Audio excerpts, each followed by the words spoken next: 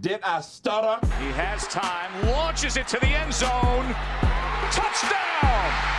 Terrence Williams!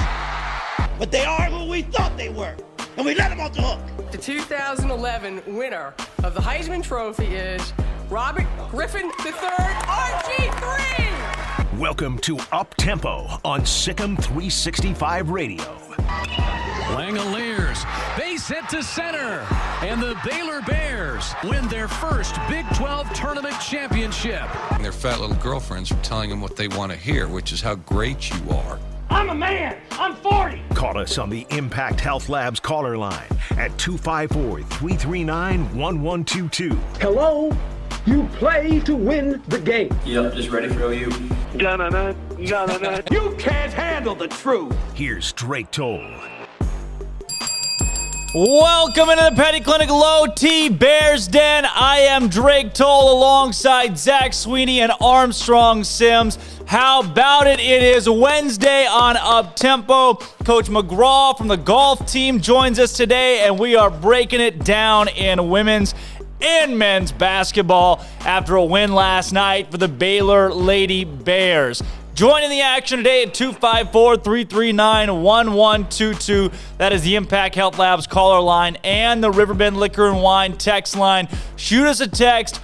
Give us a call. Today we're talking Baylor men's basketball. We're recapping Baylor women's basketball. Also across the country, Josh Heupel is hired at Tennessee as the head coach of the Volunteers, the 27th head coach at UT. And then Kendall Wright, Bryce Petty. How about this today?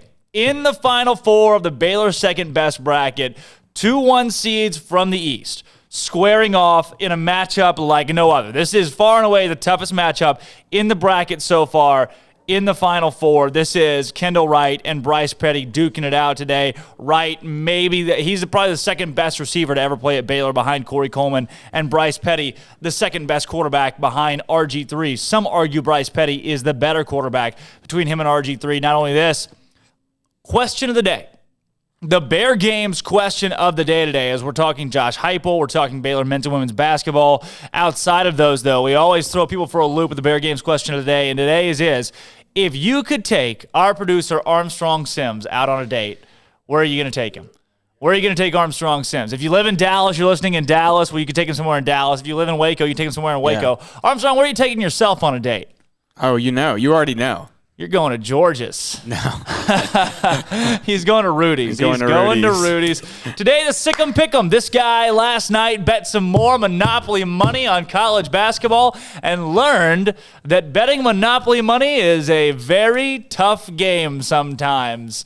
Not every day pans out like your first day betting Monopoly money, and last night was one of those nights that we regret. Also, the softball team, the Baylor softball squad, has finalized their schedule. We're going to break that down as the show continues. And last but not least, the Baylor track and field team, they're in competition against Texas Tech on the back half of this week as they rev up for that meet. Casey Lightfoot and the men's team, 25th in the country. The women's team top 15 right now. Coach Todd Harbor with both of those squads.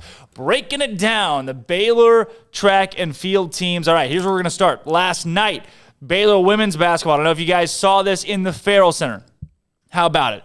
Sarah Andrews absolutely explodes. She had 13 points and 3 3-pointers in a single quarter last night.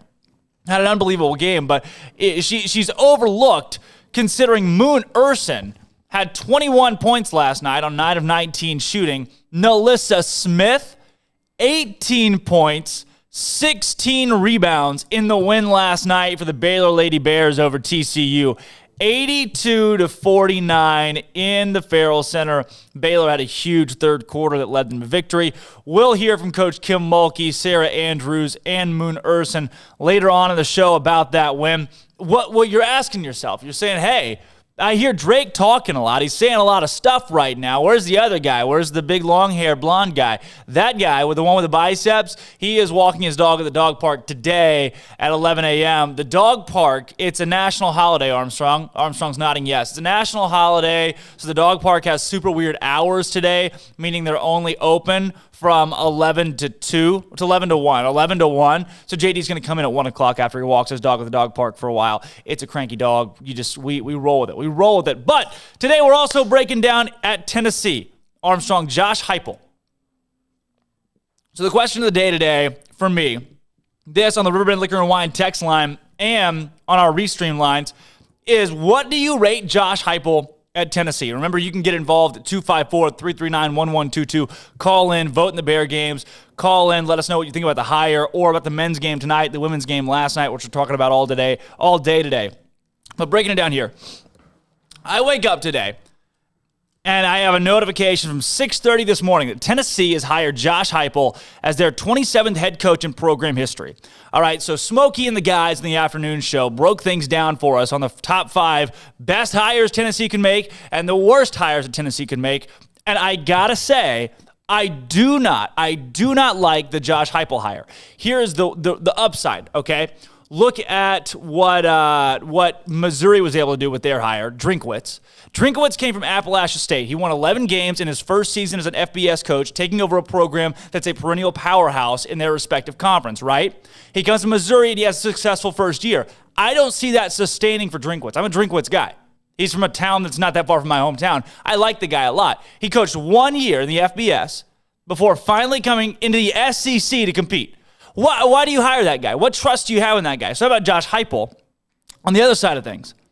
Josh Heupel, his first season at UCF goes spectacular. The guy drops off, 11 games, 11 wins. This past season at UCF, 6-4. He goes 6-4.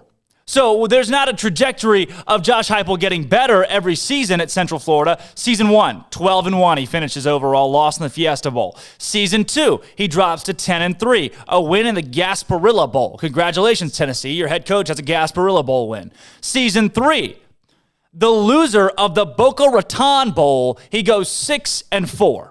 I get it. Tennessee right now is a dumpster fire, okay? After Jeremy Pruitt and everything that happened with his tenure, the McDonald's bags, and he gets fired and he's gone, and what are you going to do now? Your options are limited. It's almost as bad as the first Greg Schiano dumpster fire that happened 2 years ago, when Pruitt was hired. Now you're in a situation that's almost arguably worse. Except this time, you don't publicly have the first 5 guys you offer the job to say no pretty vocally. This time, the best option on the table is a guy who has granted a 28-8 record overall in college football at an FBS program, but he's at UCF. He's inheriting a Scott Frost team that was arguably a national championship squad in 2017, and then he comes in, a lot of the same players. Granted, he wins games. He goes 28-8, but then he's losing more games year by year.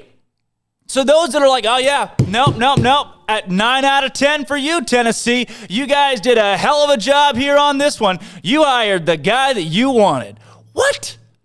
This guy has been coaching FBS football for 3 seasons. 3 seasons, all right? Not only that, he wins 12 games in year 1 with someone else's players. He digresses to 10 wins. Oh, and then he moves to 6-4. COVID year, don't want to make an excuse. Maybe the team was ravaged by COVID, whatever. Okay, that's that. Yes, I agree. But there's not a trajectory of him winning more games. It's not like, okay, he walked into a program that was super successful and he sustained success for 5 years with his own guys. He recruited, his scheme worked. Boom, bada bing, things stayed the same. The guy proved himself. No, he walked into a program that was already good. He wins year 1 without his guys. I could have won 12 games first year at UCF. I hate when people say that, but look at the roster. Look at 12 wins, goes to the Fiesta Bowl. The guy didn't have it wasn't a rebuilding project.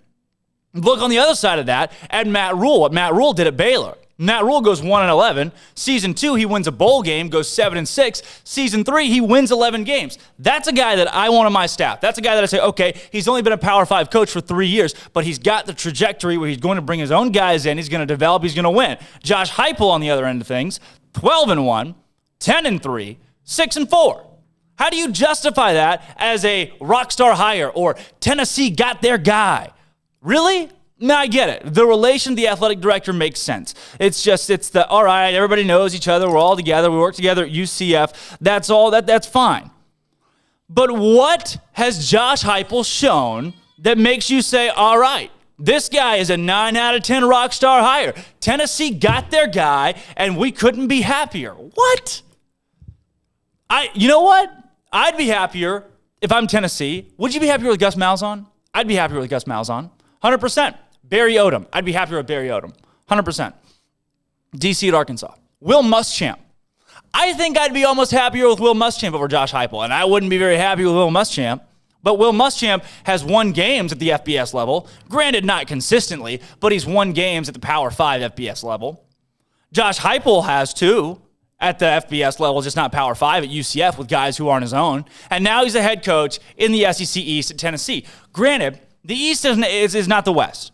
I will wholeheartedly lay down, this is blanket statement, SEC West is significantly better than the East. It's not going to be as hard to build a program in the East. But how about you still have Florida? You still have Georgia. Missouri played well this past year. Maybe Drinkwitz can sustain. Now what are you going to do, Tennessee? Kentucky's looking okay with Stoops. And you think Josh Heupel's the guy you're going to hire who has 3 years of head coaching experience at UCF with guys who weren't his own, and he lost more and more games. He won less and less games as his career went down, and this is your guy that you've hired. Congratulations. He's going to turn the program around. He's the next guy at Tennessee. If Jeremy Pruitt would have won, 8 games, 7 games this year, no allegations, there'd be no problem. I liked it. Tennessee came into the season ranked in the top 25, and then just drop off. And now Tennessee hires Josh Heupel. That's where the program is. What do you give the hire? I give the hire, granted, I'm crapping all over Tennessee for this. I think it could have been much, much worse. This is a mediocre hire, though. The one thing that I'm ranting about, what I'm upset about, is the people that say this is a 9 out of 10 hire. That getting Josh Heupel, who has 3 years of FBS experience and digresses every year, is a rock star, all-star, Tennessee got their guy. And that's wrong. That's wrong. Granted, I will give you credit, Tennessee. It could be worse. It could be substantially worse. You did not hire John L. Smith like Arkansas. You did not hire Hal Mummy. You escaped some bad hires. Armstrong, where do you grade this hire? Yeah, I agree with what you have been saying. I think it's clear he hasn't proven himself that he can recruit his own guys and win with those guys. He's been riding off the back of his predecessor. Yeah, it's Frost. Scott Frost. I agree with you. That's it. That's my story. I'm sticking to it. I am going to grade the Josh Heupel hire at Tennessee as a 5. This is a mediocre hire. It's the best you can do right now in a dumpster fire of a situation. Congratulations. You get a 5 out of 10, which is honestly better than I thought Tennessee would do with this hire. It's better than I thought they would do. At the same time, though, don't get your hopes up. Don't put too much pressure on this guy who hasn't proven yet that he can win consistently at the FBS Power 5 level with his guys. All right. That goes out to our Tennessee faithful. that are watching today. Because the afternoon show guys have picked up a massive following from Rocky Top right now. In men's and women's basketball, we're talking about last night's win against TCU for the Baylor Lady Bears. A huge game from Moon Urson. She had 21 points last night. And Alyssa Smith, 18 points and 16 rebounds. I've also got this. Tonight, storylines for Baylor and Kansas State in the Farrell Center. Did you know? Tonight's the Immortal 10 game. Armstrong's nodding yes. He did know. Tonight, No, the 94th. I did not know, actually. I was nodding like, oh, wow. The 94th anniversary of the Immortal 10 game. Baylor opened Big 12 play. So Baylor and Kansas State squaring off for the second time. 100-69 was the final score on that one. 100-69 at Kansas State. The line on tonight's game is 23.5, which is hearty. There is no money line tonight. Otherwise, you'd obviously go Baylor straight up. There's no way Baylor loses this game. Baylor swept the series with Kansas State last year, snapping a 6-game series losing streak. How about that? Baylor looks to sweep Kansas State in consecutive seasons for the first time since the series became a home and home in 2012. Baylor hasn't trailed in any of its last 3 games against Kansas State and led by 16 or more in all 3 games. 16 or more. Baylor's, again, one of 4 undefeated teams left in the country. Drake won again last night. Drake won, so they stay undefeated. Baylor leads the nation. How about this, folks? The Baylor men's basketball team leads the nation in scoring margin, plus 24. Oh, jeez. Is top 10 in three-point field goal percentage, 3rd in the nation in three-point field goal percentage, 5th in the country in steals, 6th in the country in scoring, 5th in effective field goal percentage, 5th in offensive rebound percentage, 9th in assist, 5th in turnover margin, 6th in turnover force, and 4th in defensive turnover percentage. Not only is that a really good offensive line, but it's an amazing defensive line. Baylor is good on both sides of the basketball. They can beat you both ways. They have a bad defensive night. Well, that's fine. The offense is putting up 85 points. They have a bad offensive night. Well, that's fine. The defense is holding you to 47 points. Kansas State comes to Farrell Center tonight. The line on that game is minus 23.5 in favor of the Baylor Bears. Baylor is the nation's only team to win every game this season by 8 or more points, and the only team top 5 ranked in adjusted offense and defense. Baylor is the 3rd best offensive team in the country, the 1st best defensive team in the country. The Baylor Bears tonight against Kansas State. I don't know if you guys have seen Kansas State play this season. This KSU team played against West Virginia at their home joint just this past weekend and gave up 13 turnovers in the first 12 minutes. Baylor doesn't give up 13 turnovers in most entire games. Kansas State, at the 7-minute mark left in the first half, had 6 points against West Virginia in Manhattan, in the Little Apple. Kansas State had 6 points and 13 turnovers. Kansas State had given West Virginia 12 points off of turnovers, meaning West Virginia had more state points thanks to Kansas State than Kansas State had points thanks to Kansas State. They're not very good at basketball. To break it down and talk about it, Derek Young, who is a Kansas State beat writer, joins us at 11:25. I will probably try to be a bit more optimistic toward the Wildcats when our Kansas State beat writer joins us. But between you and me, guys, right here in the eyes, Kansas State's pretty bad at basketball. Baylor's pretty good at basketball. It's going to be bad. The money line has been taken off on this game. It's a Big 12 conference game. This is your Kansas. This is your Kansas in football. All right, outside of that, if you're watching on Periscope right now, oh my gosh, don't do it to yourself. Don't do it to yourself, guys. What are you doing on Periscope? I don't watch this show on Periscope. I watch this show. I told Armstrong, I have started listening to it via podcast on YouTube, on Spotify. But we're not a podcast. It's a radio show. You can listen to it, watch it on YouTube. I tell you, we had this conversation. We like to run this show more like a TV show. That's how it should be, like the video elements you bring in. You got nifty stuff where you're giving people something to look at. And so that's how you do it. But if you can't watch it, if you can't put it on Roku, if you can't put it on YouTube Live on your TV and watch it at work or watch it in your car or watch it at home while you're eating lunch, what you can do is download the SicEm365 app, all right? SicEm365.com/app. You download that puppy, you hit listen. If you hit listen on the app, what does it do to you, Armstrong? It allows you to listen, says Armstrong very loudly. Now, Armstrong, I have been told there's a button that's been added that says watch on it. If you hit the watch button, fill us in. I believe it says actually YouTube.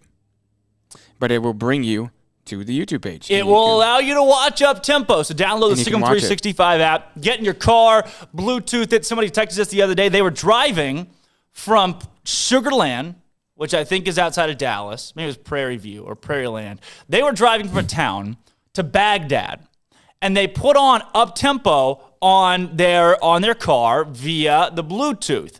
And they listened to up-tempo all the way from Sugar Land to Prairie Land or whatever it was, all the way to Baghdad. Can you believe that, Armstrong? I believe it. It's a very fast car. So find the best way to listen to up-tempo for you and have it on. A Baylor take on your lunch break from 11 to 2 Monday to Friday. Do we have the hockey video? We do have the hockey I know I'm video. kind of throwing you for a loop, but I need this in my veins. 1, 2, 3. You sacrifice attitude, USA. Oh, mama, don't you cry. Oh, mama, don't you cry. USA hockey is do or die. USA hockey is do or die. Take a hockey stick in my hand. Take a hockey stick in my hand. Going off to a foreign land. Going off to a foreign land. Play said I'd be a star. Play said I'd be a star. USA hockey will go very far. USA That's the best line. Take the Gatorade in your glass. Take the Gatorade in your glass. We just kicked your You kicked your feelings. Feelings. All right, folks, it's a big day. It's a Wednesday on Up-Tempo. Today we're breaking down last night's women's basketball game and tonight's men's basketball game. Inject that hockey in your veins. Kendall Wright, Bryce Petty today. The SicEm Pick'em coming up later. Softball has released their schedule and a whole lot more on Up-Tempo. Derek Young, who is a Kansas State beat writer, joins us next. Don't go anywhere. A little bit of Armstrong's been in a quick break. This is Up-Tempo. Across college sports, the Tennessee Volunteers have named a new head football coach, as UCF's Josh Heupel will be the newest member of Rocky Top. Heupel is 28-8 at UCF, including a 12-1 record in his first season and a 6-4 mark this past year. In college basketball, Super Tuesday did not disappoint with number 5 Texas and number 24 Oklahoma going down to the wire in Austin with the Sooners' Austin Reeves leading OU to an 80-79 road win. Elsewhere, number 9 Alabama beat Kentucky at home 70-59. Auburn bested number 12 Missouri at home 88-82. 18th ranked Tennessee snuck by Mississippi State 56-53. Duke beat Georgia Tech 75-68, and LSU notched a road win over Texas A&M 78-66. On the women's side, number 9 Baylor's Moon Urson boasted 21 points in a blowout win over TCU 82-49. Number 1 Louisville beat Miami 79-76. Pittsburgh beat Clemson 79-69, and Washington fell to Oregon State 98-68 thanks to Sasha Goforth's 23 points. And the Big East has extended Commissioner Val Ackerman's contract through 2024. I'm Armstrong Sims, and that's all the news that is news in college sports. This has been Armstrong's Minute on SicEm365 Radio's Up-Tempo. With your Ram truck from Allen Samuels, you may not have to plow through snow and mud or pull heavy loads, but you could. During the Big Finish year-end event, you get a Ram deal like no other. Employee pricing for all, 0% for 84, and no payments for 90 days. Ram 1500 Lone Star for Christmas. No other truck comes close. And ask about Big Finish pricing on Ram Heavy Duty and Ram ProMaster for your business. Happy holidays from Allen Samuels. How did Edward Jones become one of the biggest financial service companies in the world? By not acting that way. Financial strategies, one-on-one advice, it's a big difference. And that's why Brad Wilson, your Edward Jones financial advisor, makes sense of investing. Experience the difference for yourself. Brad Wilson, 250 Sharon Drive in Woodway, 254-776-4337. Edward Jones, member SIPC. At Ideal MRI, we feel blessed to be a part of the Waco community. We're a small family business right here in Central Texas, and our goal is to bring down the cost of healthcare while maintaining high quality. At times like this, the cost of healthcare has never been more important, and unfortunately, significant illnesses and injuries still occur. That's why Ideal MRI is open and here to serve you through the difficult time. We offer premium MRIs just like a hospital with state-of-the-art technology and specialists, but you'll pay less. Sometimes thousands of dollars less, whether you're using insurance or not. At Ideal MRI, we accept most insurance and there are no hidden costs. Even offering financing if that's needed, everything included in the price, and you'll not get something as a surprise in the mail later on. If you need an MRI, ask your doctor about Ideal MRI. They'll know. You can schedule an appointment safely from home online in minutes at idealmri.com or give us a call, 833-IDEAL-MRI, idealmri.com. Texas Farm Bureau Insurance has protected fellow Texans with auto, home, health, and life insurance since 1952. With more than 260,000 square miles of land and 27 million people, that's a lot to cover. Whether you're wrangling cattle or wrangling kids, we're proud to protect Texans in all Texan ways of life. Stop by and see our agents at one of our 3 McLennan County locations. Coverage and discounts are subject to qualifications and policy terms and may vary by situation. Waco Custom Marketplace is your home for holiday favorites for parties and the time with family. Various specials available in-store and online. A variety of steak gift boxes with 4 ribeyes for $70, 4 bacon wrap fillets for $55, or 4 New York strips for $50, and all come with steak butter. Fall snack box for watching a game or wrapping presents or hosting people at your house, including summer sausage, split horn, and jalapeno cheese and salted crackers for only $35. 2 pieces of lobster tails with herb butter and 2 bacon wrap fillets for $60. Order online or call in advance to ensure availability, or drop by Waco Custom Marketplace at 425 Lake Air Drive. Waco Custom Marketplace has a full-service butcher shop for customized orders or cuts of your favorite steaks or beef tenderloin or specially ordered prime rib roast. Plus, what you want with pork, poultry, seafood, and more. Waco Custom Marketplace, 425 Lake Air Drive in Waco, or WacoCustomMarketplace.com. Welcome back to Up Tempo on SicEm365 Radio.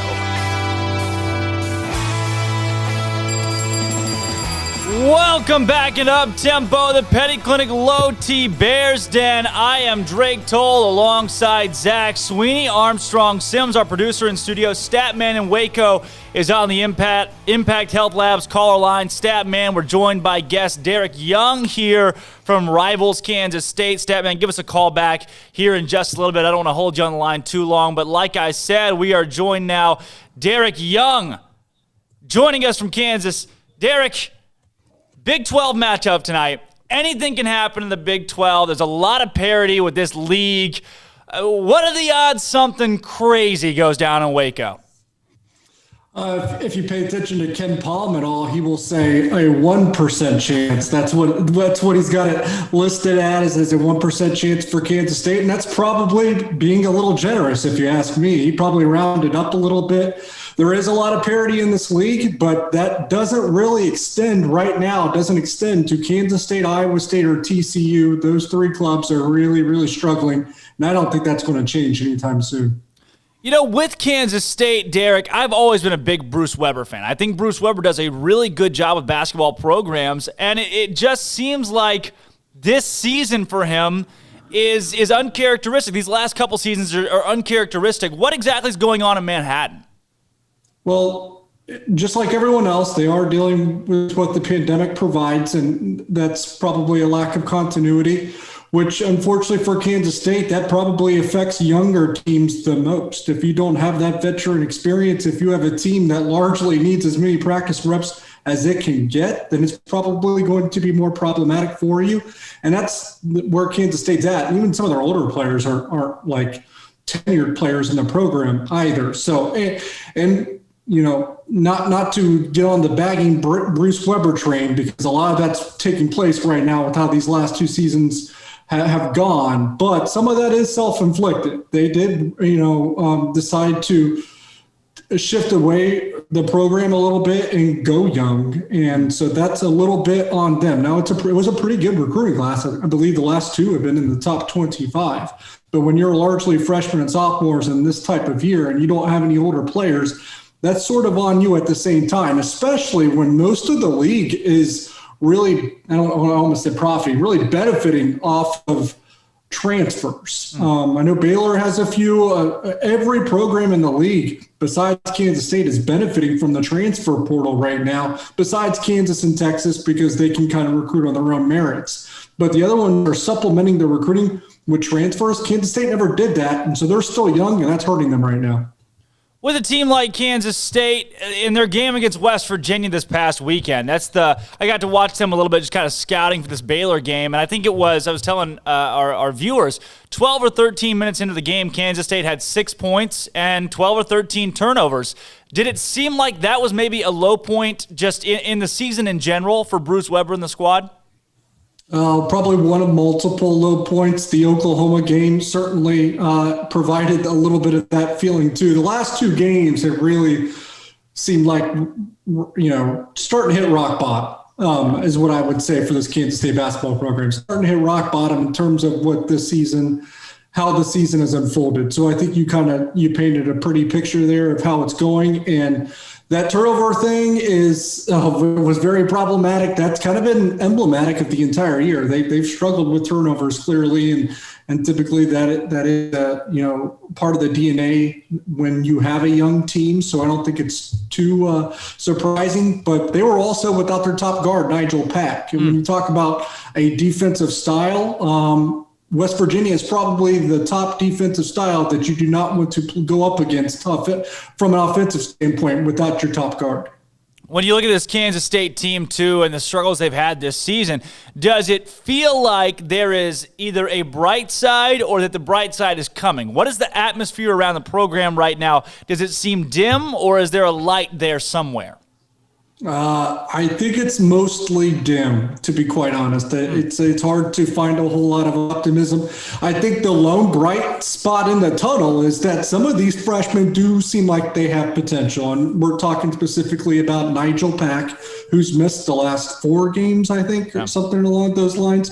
And Selton Miguel, who's one of those guys that maybe not exactly right now because he's young and he's still turnover prone, but he's going to be at some point in his college career a guy that can just go get you a bucket whenever you need to go get a bucket. He's going to be one of those players. He's just not that guy just yet because of the mistakes kind of come and go being a true freshman. And then Davion Bradford, who in my mind is starting to remind me a little bit of what we saw from Kevin Samuel at TCU his freshman year when we saw that big guy. We're like, okay, he's going to be something in the future, and that's unfolding. So I think those 3 guys have a lot to be excited about there, but that's only 3 guys. The roster is 12 or 13, and I think that's where the pessimism is coming from. And unfortunately, I think there's a lot of just staleness with the program right now because it's hard. I think it's hard for fans to accept back-to-back seasons of this nature in year 8 and year 9 under a particular head coach.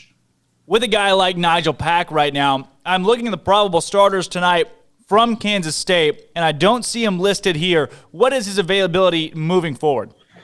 Tonight's supposed to be the first night where he gets some action in. Not going to be extended minutes according to what we heard from Bruce Weber yesterday at his press conference, but this will be the first time in probably 2-3 weeks that we see Nigel Pack. And I don't know off the top of my head what his stat sheet looks like, but if you just talk about the whole season and what we've kind of seen, he is their best player.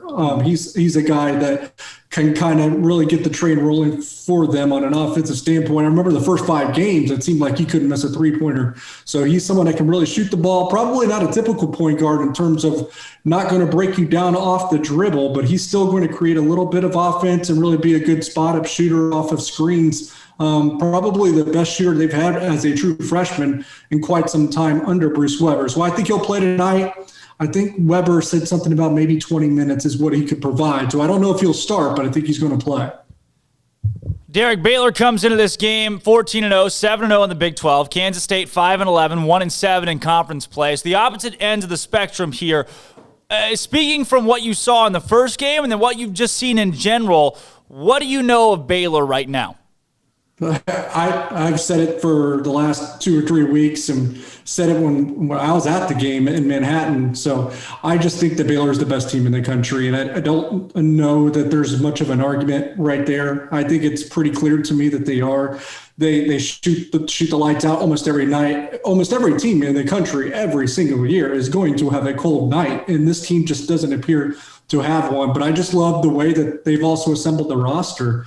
I talked about it before. One of my big bugaboos with Bruce Weber is that he didn't supplement his roster at all with transfers, and that's exactly what Scott Drew did. If you aren't a blue blood program like a Duke or Kentucky and you can't get the pick of the litter on the recruiting trail, you get as much as you can get, but you can really supplement your program with impact transfers, and it's exactly what he's done. They just don't have a weak spot in the lineup. I think there's a big gulf in America across college basketball right now after the top 2 teams, which are Baylor and Gonzaga. I think those are the clear top 2 teams, but I think there's actually a gap between Baylor and Gonzaga because Gonzaga does have 3 players that I really love with Drew Tim, Jalen Suggs, and the shooter Kispert as well, but they don't have the depth that Baylor has.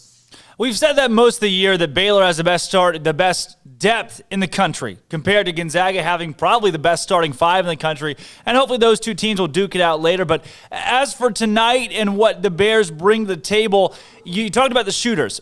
Is it that is going to put Baylor over the edge against Kansas State? Is it Baylor's ability to shoot, especially at home? Yeah, and probably even can get to the bucket because here's the thing about playing Nigel Pack for Kansas State. It helps them from an offensive standpoint. It hurts them from a defensive standpoint because he's not the most athletic guard, and especially as a true freshman where he hasn't had all the defensive principles and all that stuff really ingrained in him at an earlier stage. They are a worse defensive team when he is on the floor. So in terms of what I expect, I think Baylor's going to really put up some points as long as they can shoot the ball, which I expect they will because they have all year and they're playing at home. But they're really going to be able to beat them off the dribble as well. For tonight's ball game, what is the best case scenario? It's so tough to see a scenario in which Kansas State is able to upset Baylor on the road. I mean, they've taken the money line away for this game in general. And that's kind of where the season's gone for both of these teams. But what is the best case scenario for Kansas State that you see? Is there a way they could sneak up and beat Baylor in a perfect vacuum? I really failed to see a win in any shape or form. I don't know if the listeners will remember, but Kansas State had a freshman core like this a handful of years ago, and Dean Wade was a freshman with Cam Stokes and Barry Brown. And that team went through some growing pains as well. I think they really struggled, didn't make the NCAA tournament, didn't sniff it at all. But there was one game, it was in the Sprint Center in Kansas City, which is now the T-Mobile Center, a non-conference game against North Carolina, where they nearly won, and they led at one point by 15. This team hasn't sniffed that kind of moment whatsoever. If they ever were, then Baylor would be the team that would compare to that game. But I just don't see it happening because also the difference between this roster and that roster for Kansas State is that roster had some older veterans that could still play a little bit, and this one just doesn't have that, and they've shown no signs. I mean, they're losing by 20 points or more almost nearly every game in the Big 12, besides the win against Iowa State, which, by the way, that looks a lot worse for the Cyclones the longer that goes.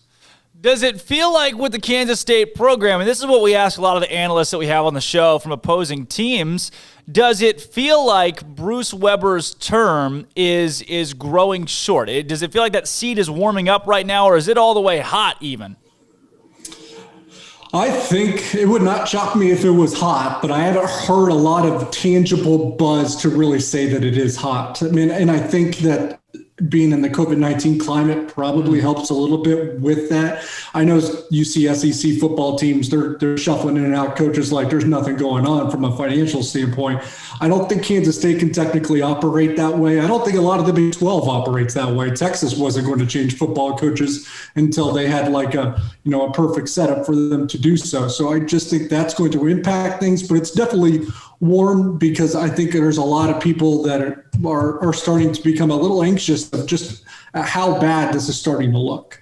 What's your outlook to the rest of the season for Kansas State? Right now, just one win in Big 12 conference play, and you've got a conference that has 7 teams in the AP Top 25. I mean, there are no breaks. Fran Fraschilla says it every week on every broadcast. There's no nights off. If I took a shot for every time Fran Fraschilla said there's no nights off in the Big 12, it would be illegal because I'm 20, and I would probably also not be in very good health. But with this Kansas State team, what's the outlook the rest of the year? Can they pull off 3 or 4 wins in conference, or do you just not see that yet? I just don't see that. And to be quite honest, and I'm just bashing them left and right, which is funny coming from a Kansas State perspective, I'm sure, to the listeners. But I think they'll be fortunate to win another game, just the way that this is going. It wouldn't surprise me to see a 1-17 Big 12 finish if they can get all 18 games in. They've only had one postponed so far. Unfortunately for them, it was against Iowa State. They beat Iowa State, but the return match got postponed. So if that game isn't rescheduled, and Iowa State's had 3 or 4 that need to be rescheduled, then that's going to be a tough break for both programs because they need that game just for another win. The Wildcats and the Cyclones, I mean, they're really battling. You get another game with TCU, that might be winnable because they're not a whole lot better either.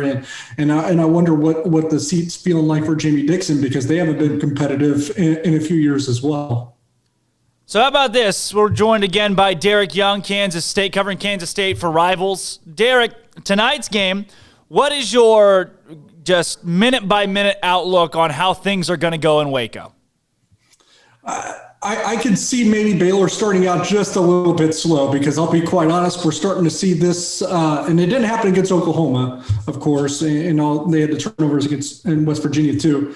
But I can see a scenario where teams start a little slow against Kansas State just because that's going to be a hard team to get up for at this point. You look at because we played enough Big 12 basketball now, and the players and the coaches have seen enough Big 12 basketball now. It's easy to kind of get complacent or look ahead at times. We've played enough to know who's who in this league, and it's going to be hard to get up for Kansas State. So I could envision a little bit slow start through the first 5-6 minutes, but then I think that the talent will start to really emanate on the floor, and then Baylor should probably coast the rest of the way. I see a 25-point win, I think, and maybe I guess you got to be careful for a backdoor cover if you're a gambler in this kind of scenario. But I do think that if you were going to put some money on it, would take Baylor to cover, but the backdoor cover would freak me out a little bit. Yeah, no kidding. It's freaking me out too now that I've got Monopoly money on these games with my fraternity brothers. That's my story. We're sticking to it. So with this Baylor squad too, is there one player you look at that you say, okay, that's the difference maker, that's what makes Baylor so good? And just in general, for me, it's always been the depth of this team. I know that's the easy answer and everything. One of my favorite players in entire college basketball right now is Teague, the guard that they got through a transfer. He's a lot of fun to watch. But when you talk about the DNA of this team, it is the depth. But if you had to point to one player, even though Teague is my favorite player, it's probably Mark Vidal. They put the earliest footprint on this team. Scott Drew did when he assembled this roster with all this depth, and he probably built it around just the tenacity, the makeup, the physicality, and the strength and the toughness of Mark Vidal, and that's what this program appears to be bred on right now. So if you just told me, which player kind of, is emblematic of what this Baylor club is right now, it's Mark Vidal, because he's not nearly the best player on the team. But when you talk about just the intangibles and how they built that culture and how they assembled this roster, he was the perfect guy to really start it and says, this is what we need from a tenacity and toughness standpoint. I think it's such a disservice to solely look at Mark Vidal's stats because he's the best player in the country with the worst stats. He's like 6, 5, and 3 is his stat line this year, but the guy is just a difference maker. Without him on the court, Baylor is not what they are, especially from a defensive standpoint. The presence he brings is unbelievable. Rebounding, defensive, he's an animal. And if he scores 19 points like he did this weekend, everybody is in trouble. Everybody in the country is on watch. So kind of where I was going, Derek, to wrap things up. Baylor, a 24-point favorite right now. We've seen the line fluctuate from 23, 23.5, 24. Like I said, I now have Monopoly money on college basketball games. This is a recent happening. So when you look at this game, 24-point favorite for Baylor, we'll put it right there. Are you leery of that, or are you pretty confident that Baylor wins this one by 25 or more?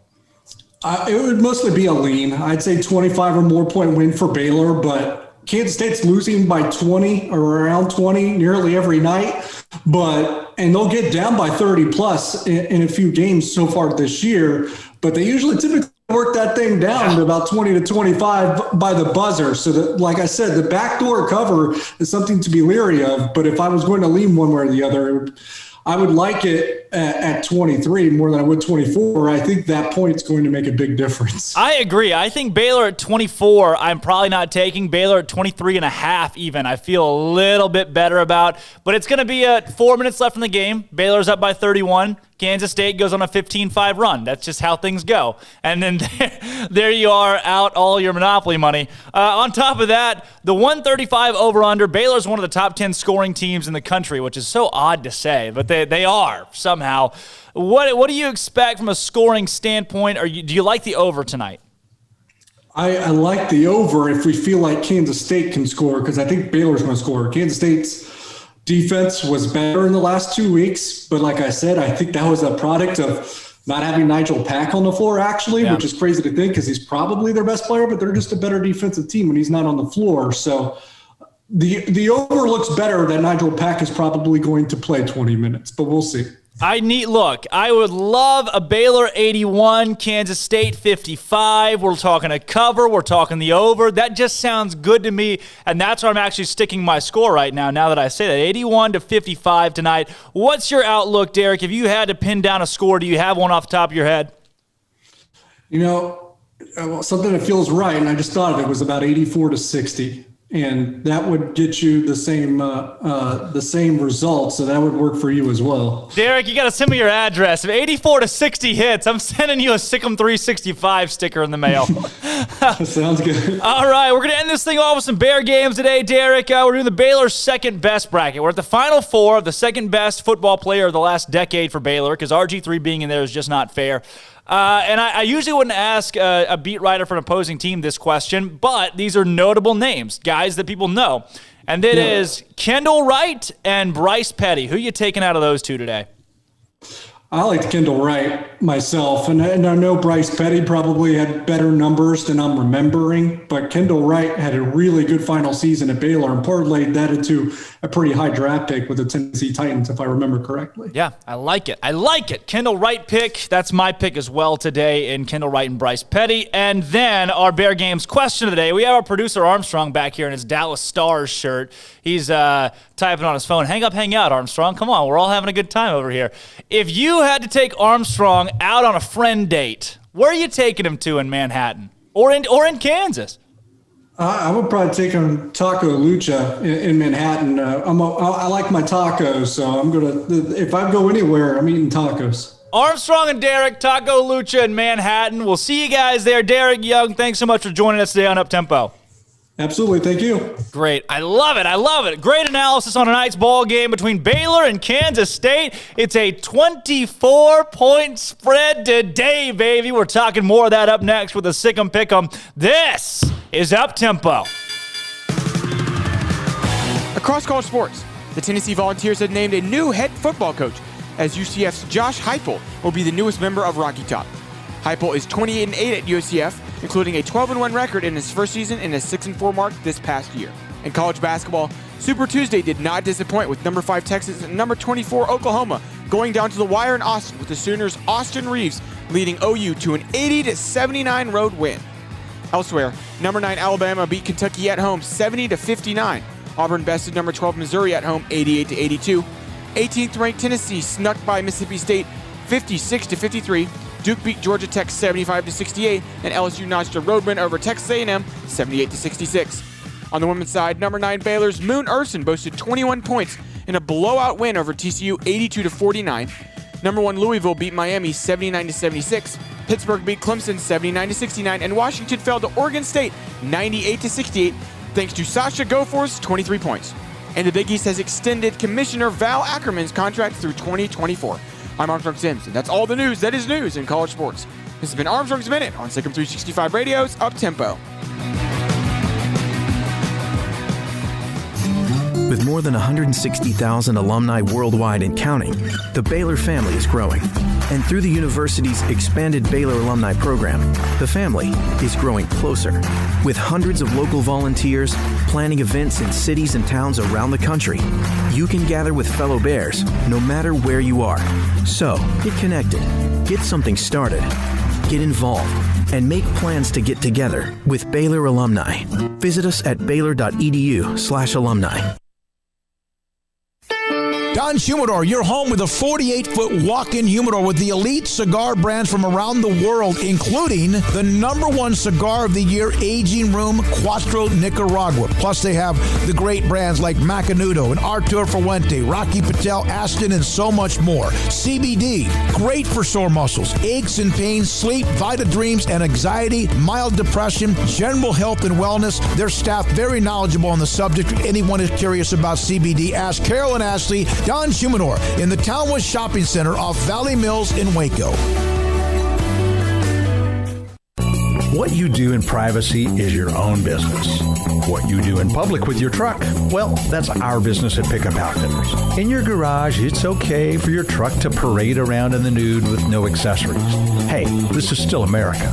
But when you bring your truck out in public, it's just common decency to put an outfit on your truck.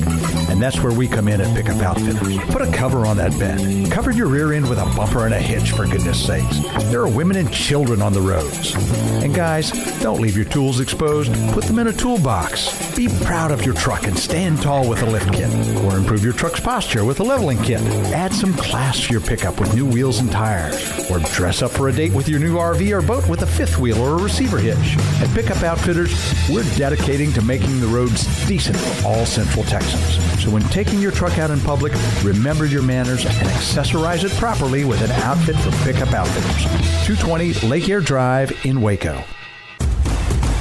Hey, this is Bryce Petty, former starting quarterback and two-time Big 12 champion, and I know firsthand the importance of being in top shape both on and off the field. So listen up, men. If you're feeling beat down day in and day out and looking for that high-performance edge that separates the men from the boys, then look no further than the Petty Clinic Low T in Waco. Petty Clinic is a comprehensive men's healthcare clinic with an atmosphere catering to men. Board-certified Dr. Kent Petty has a special interest in offering the highest quality medical care to men of all ages. Some of the services offered include screening and treatment for low testosterone or thyroid, infertility, high blood pressure, diabetes, high cholesterol, sleep apnea, while offering comprehensive wellness exams and complete men's health lab panels. High performance men, remember, it's not just a Petty thing. This is Bryce Petty, encouraging you to reach out and Google search Petty Clinic Low T or go to pettycliniclowt.com and get your complimentary lab screening today.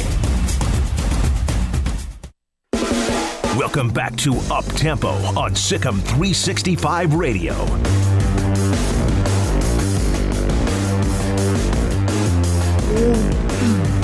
Welcome back into Up Tempo. It is Wednesday. Woo! That is the first time. I was just over there shooting some Papa shots, and Armstrong says, "We're back."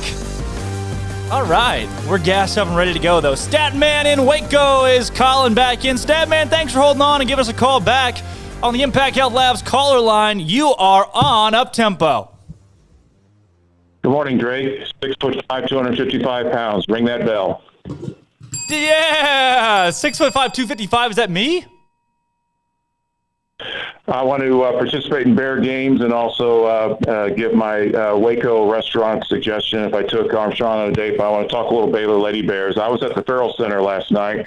Very impressed with the individual performances from Melissa Smith, Moon Urson, and, of course, Sarah Andrews. Obviously, double-figure scoring for all three. And Moon Urson was actually a basket away from a career-high single-game scoring herself. Obviously, Sarah Andrews, that explosive fourth quarter, got her the 18 points, which is her career high so far at Baylor. And then the monster double-double from Melissa Smith, 18 points, 6 rebounds. And Kim Moak in her postgame said that Melissa's capable of even more rebounds than what she had last night. Yeah, that was insane. They mentioned that. I watched the postgame. We have those clips to play later on in the show, but it was unbelievable to me that she said, like, 16 rebounds is insane. I mean, she can play like a guard too. She can really do it all, Statman. Is she maybe the most dynamic player you've seen under Kim Mulkey?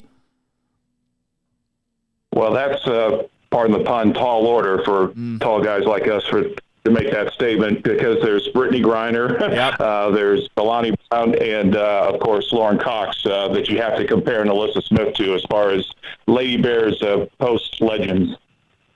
Now, I would you say, though, from a ball handling standpoint and maybe even roughly a shooting standpoint, that she would beat out the other three? Yeah, you could make a case there, but obviously the other players that I mentioned are obviously they were exceptional players and part of national championship teams, and of course Alyssa Smith has one herself because the Baylor Lady Bears are still the defending national champions. Right. Was there, Statman, was there anything else last night that really jumped off to you? I know the Oklahoma game, Baylor only allowed 14 rebounds to their opponent, and that was really unbelievable. That may be one of my favorite stats so far this season. Was there any stat specifically last night like that jumped off to you? I think as far as team defense was exceptional, holding TCU to just 49 points.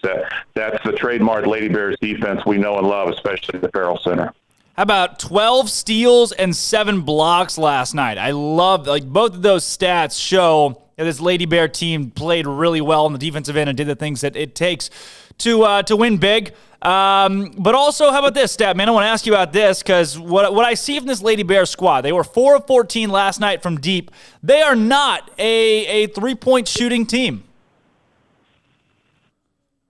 Yes, I agree, and but they do have some three-point shooters. Sarah Pickell, Caitlin Pickell, excuse me. And then we found out that as good a performance as Moon Urson has, her three-point shots are not very good. So she needs to stay within the arc with that beautiful mid-range hang-time jump shot basket from inside in the key area. That's her sweet spot. It's nothing but net. That's what we saw last night from her. I think Jalen Owens, she's had a couple of decent three-point shooting performances, the transfer from UCLA, and I'm hoping that she develops into more of a three-point scoring threat the rest of the season. I love it, Statman. I love it. You ready for some Bear games?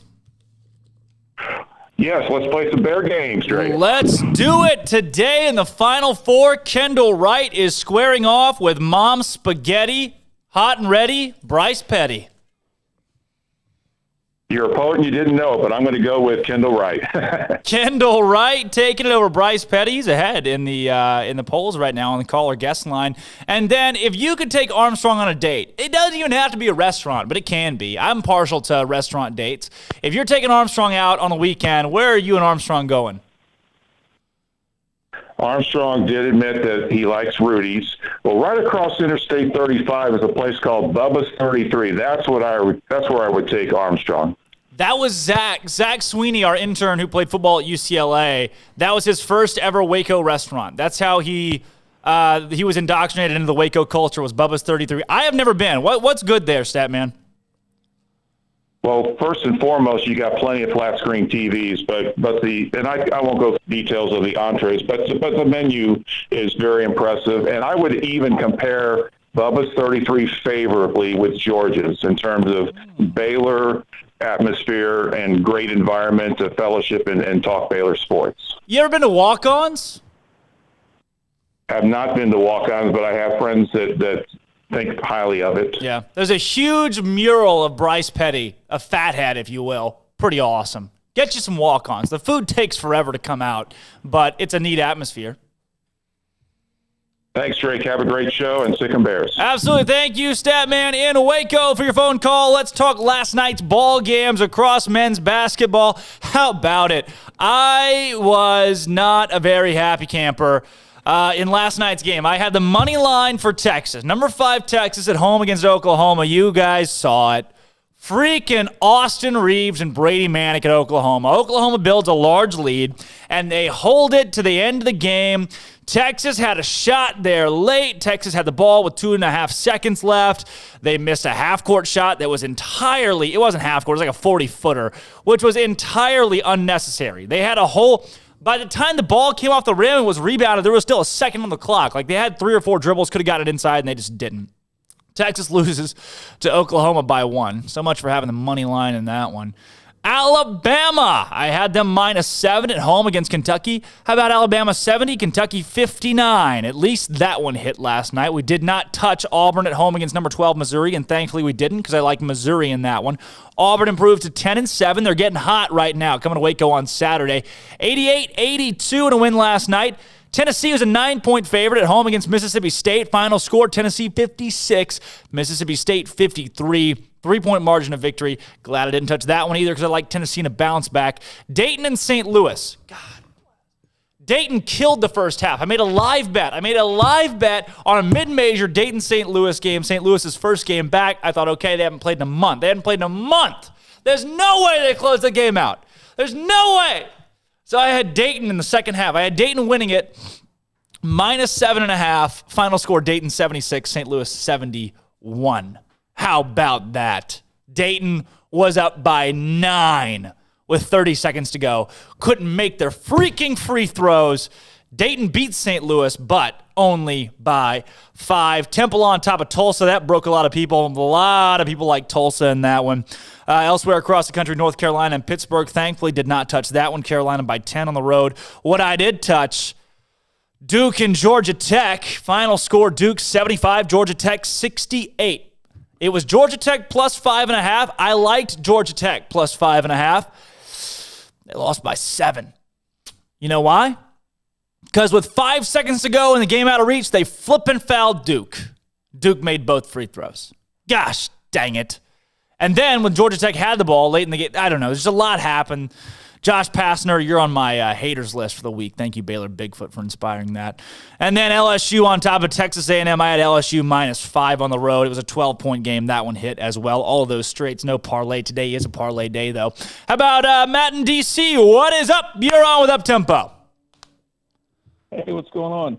What do you mean you're not happy that Texas lost? Like, come on. That was huge for us, man. Okay, Texas losing is – come on. It was huge, but not for my Monopoly bank account. That's on you. Look around you. Look where you work. Come on, all right? We don't ever want to hear that it's not good that Texas lost, okay? When their women's tennis team loses, it's a good thing. Come on. I agree. Right? Their women's tennis team is number 3 in the country. I hate Texas women's tennis. Hate's a strong word. I should probably not say that, but you heard it here first. No retractions. No, I just wanted to call in and say, man, I think we're going to blow them out. I'd like to see us hang 100 points on them if possible, and mainly just get the backups in, get them as much time as work, because I still think we're going to need some contributions off the bench even more as we get closer into the bigger road games this season. So just hopefully, get a big lead and get the backups in, get them work. I like that. Also, UT Mike, it's almost UT time. After tonight, the next conference game will be UT. UT Mike, call in today. After your loss to Oklahoma last night. I haven't heard from UT Mike in a long time. I forgot about that name. Yeah, Matt in D.C., you're right. I shouldn't have taken them. I took the flipping money line on Texas. The money line. Because I was so confident they'd win it by 1 or something. Bear Games, you ready, Matt in D.C.? Bryce Petty, put me down. Bryce Petty, the first vote for Mom's Spaghetti Hot and Ready. Arms are sweaty. Bryce Petty. Today on the Impact Health Labs caller line. Bryce Petty is down right now to Kendall Wright. And then you take an Armstrong on a friend date. Just a little friendly date with you and Armstrong going out on the town, which I am doing tomorrow night. I'm taking Armstrong out. We are going to be on separate tickets, so I don't know if I told you that, but I lost a lot of money last night. Monopoly money. I'm out now. Where are you taking Armstrong on a friend date? You're inspiring a real friend date here. Well, I guess, since I really don't know the guy, I figured he liked video games, so probably go to either Dave & Buster's or there's a couple new restaurants popping up around the area, different cities you go to. They have just old school video games for $0.25, and it's like a bar. They had one up in Kansas City. I used to go with T-Rex too when I'd visit him, where basically they had Blitz and every pinball machine, all the old 90s. They had Pac-Man up on the wall, like a video game place. So that'd probably be fun to do. Armstrong's licking his chops right now. I'm very interested in this day. Oh, my gosh. Matt in D.C., thanks for calling Up-Tempo. Thank you. All right, we're hitting a break right here. When we come back, Mike McGraw, the Baylor golf team, joins us. This is Up-Tempo. Across college sports, the Tennessee Volunteers have named a new head football coach, as UCF's Josh Heupel will be the newest member of Rocky Top. Heupel is 28-8 at UCF, including a 12-1 record in his first season and a 6-4 mark this past year. In college basketball, Super Tuesday did not disappoint with number 5 Texas and number 24 Oklahoma going down to the wire in Austin with the Sooners' Austin Reeves leading OU to an 80-79 road win. Elsewhere, number 9 Alabama beat Kentucky at home 70-59. Auburn bested number 12 Missouri at home 88-82. 18th ranked Tennessee snuck by Mississippi State 56-53. Duke beat Georgia Tech 75-68, and LSU notched a road win over Texas A&M 78-66. On the women's side, number 9 Baylor's Moon Urson boasted 21 points in a blowout win over TCU 82-49. Number 1 Louisville beat Miami 79-76. Pittsburgh beat Clemson 79-69, and Washington fell to Oregon State 98-68 thanks to Sasha Goforth's 23 points. And the Big East has extended Commissioner Val Ackerman's contract through 2024. I'm Armstrong Sims, and that's all the news that is news in college sports. This has been Armstrong's Minute on SicEm365 Radio's Up Tempo. From the first workout to the last practice, sports is an incredible challenge. Hi, this is Dan Ingham with the First National Bank of Central Texas, and we're proud to support each athlete, every parent, and our educators. From families, small businesses, to the biggest industry, we're here to help. With remarkable products like First Free Checking, we've got banking ideas that fuel big dreams. The First National Bank of Central Texas. Familiar faces making local decisions. Member FDIC, Equal Housing Lender. Let Camille Johnson Realtors guide you seamlessly through the process of buying your dream home or selling your current one. Commercial, farm and ranch, or residential, Camille Johnson Realtors can smoothly and successfully lead you through any transaction. With a team of 28 experienced agents who are excited about serving you, Camille Johnson Realtors services the entire greater Waco area. If you're in the market to buy or sell, contact Camille Johnson Realtors, 104 Midway Center in Woodway, or find them online at www.camillejohnson.com. Camille Johnson Realtors, elegant, charming, warm. Welcome home. Bird Culchin Ford has been in Waco since 1936. Ford, the number 1 selling truck in Texas, 43 years running. And Bird Culchin Ford proudly supports high school football in Central Texas. And no better way to tailgate with a Ford than from Bird Culchin Ford. And are there better vehicles to tailgate with than the Ford F-150 or the Ford Expedition? And of course, you can get them new, pre-owned Bird Culchin Ford. Our sponsor of the Ford Tough Player of the Week, locally owned dealership. Online at bkford.com at 1701 West Loop 340 in Waco. Bird Culchin Ford.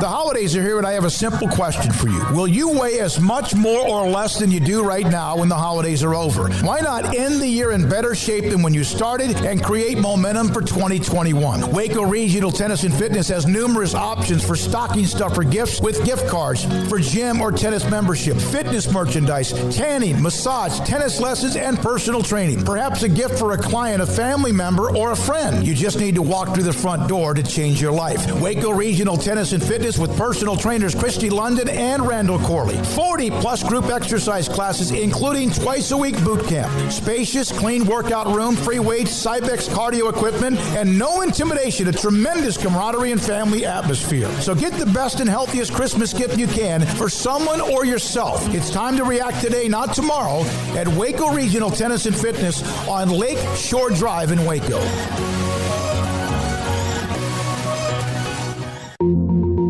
Learning to navigate life in the COVID-19 world has been a struggle, and where and how to get tested has been one of the biggest challenges. Impact Health Labs has your answer. If you need mass testing for your office, church, dormitory, or school, Impact Health Labs is who to call. They will come to you, conduct the testing at your location, and have the test back within 24 hours. Most major insurance accepted, meaning your out-of-pocket cost is low. So no more waiting by the phone for days to find out the results.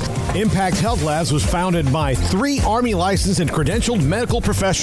They believe in accuracy, efficiency, and doing the job right. Call 254-744-6233 to set up your group screening today. Impact Health Labs, on-site, prompt, and accurate, taking COVID-19 head-on. Again, that number is 254-744-6233 or online at impacthealthlabs.com.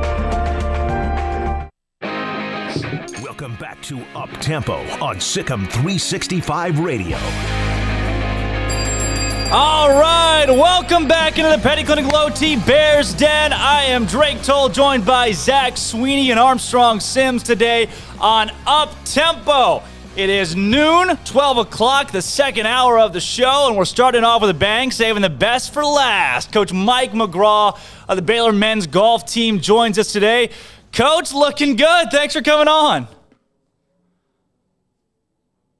You really meant that, didn't you? I did. I meant it. I meant it from the bottom of my heart. We have saved this. This is what we've been waiting for. I've got, here's the deal, too. We got a full slate of golf questions coming for you, especially after this past weekend at the Rice Intercollegiate. You guys kicked things off in the spring slate with a bang. Go ahead and walk me through that. I mean, you guys got to compete. I know COVID is throwing a lot of things for a loop, but you're out there and firing on all cylinders.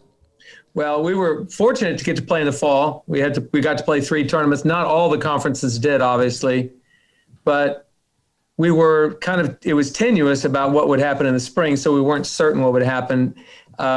We had lost a couple of events in the fall, so we had some days to work with, and Rice called me up, the coach at Rice, and said, would you like to come play a one-day 36-hole event, which is kind of unusual because usually you sleep on a lead or you have 2 days. It's at least 2 days for a college golf tournament, sometimes 3.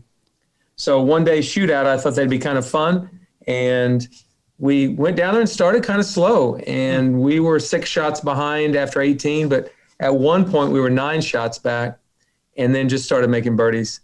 So that was great. And our guys, they really responded and played well in the afternoon. Well, Coach, I got a little bit ahead of myself there talking about this past weekend. Really where I want to start is with you and coming to Baylor. I mean, obviously you've had an unbelievable career as a golf coach, OSU. I mean, your record speaks for itself. And then you come to Baylor to lead this Bear squad and the success you've had already at BU. I say already, you've been here now over 5 years. What is it like? What does it mean to you to be a Baylor Bear? Well, first of all, it's probably I'm having the most fun I've had as a coach in 35 years. So a lot of people would say, well, what about all those great years at Oklahoma State? Yeah, that was amazing. I really enjoyed it. Thankful it happened. But I couldn't have found a better spot to coach than Baylor University, Waco, Texas. It has just been an amazing opportunity. And the support I've gotten has been amazing. We've been able to raise money to build a new facility on campus, which has been not just bells and whistles, that's been needed, and we've got it. So, I mean, a lot of great things are happening. I couldn't be happier as a coach than I am right now. I'm not exactly a young coach anymore either. So to have an opportunity like this at that juncture of my career was pretty exciting. Obviously, an illustrious career prior to Baylor and then walking in and having success in the BU program. For you, though, looking at last season and your slate last year, such a great team that you had compiled, and then COVID really drops the bottom out from under you last spring. What was that like? What do you remember from getting the news that, hey, the season's put on hold? Well, it's like so many other coaches in so many different sports. It's like a punch in the gut. You have this dream of what you could do with this team and what they might accomplish. And that team was on the rise, playing very well, had a great fall, and it certainly started off in the spring with a solid couple of finishes. So it was a punch in the gut. But I also knew that about 5 or 6 days later, my 2 senior team captains, Colin Kober and Cooper Dossie, came in and said, Coach, we don't know if the NCAA is going to give us another year, but if they do, we're coming back. Just trust me, we're coming back. And that was without any promise that there would be scholarship available, none of that. So it was just like, I was kind of the shot in the arm, if you will, because it was like, okay, that'd be nice if those 2 guys decided to come back if it's available. So while it was a punch in the gut, it was a great shot in the arm just a couple of weeks later when I knew they would be back. We could start, they could finish what they started, if you will. And Colin and Cooper are doing that very thing this year. We talked to Coach Goebel and Gurley and Core, and they both said that team was about to jump on a plane to Hawaii when the bottom fell out with COVID. Where do you remember being when you got the news, hey, this thing may be put to a halt? I was sitting in this chair that I am right now. I was actually that morning, I had phoned the coach of the host coach of the tournament we were going to go play in and said, are you sure this tournament's not going to be canceled? Because there's a bunch of tournaments that are suggesting they might cancel, and the NCAA hadn't come down with the ruling. He said, no, we're having the tournament 100%. And I said, okay. And so I told our administrators that, they were having the tournament and we were going to be going if they were okay with it. And they had us prepared to go. And then literally that afternoon, the NCAA came up with their determination that they would cancel postseason, and basically the season was canceled. I was like, wow, I'm glad we didn't get on a plane and go down there, because we were able to cancel all of the reservations we made for hotels, rental cars, just plane flights and everything for the rest of the season and save that money. But that was kind of a hollow thing, because I know our guys were really, really disappointed. When you think about those two guys you mentioned earlier in Kober and Dossie, is that where your mind went immediately when you found out the season was done? It was.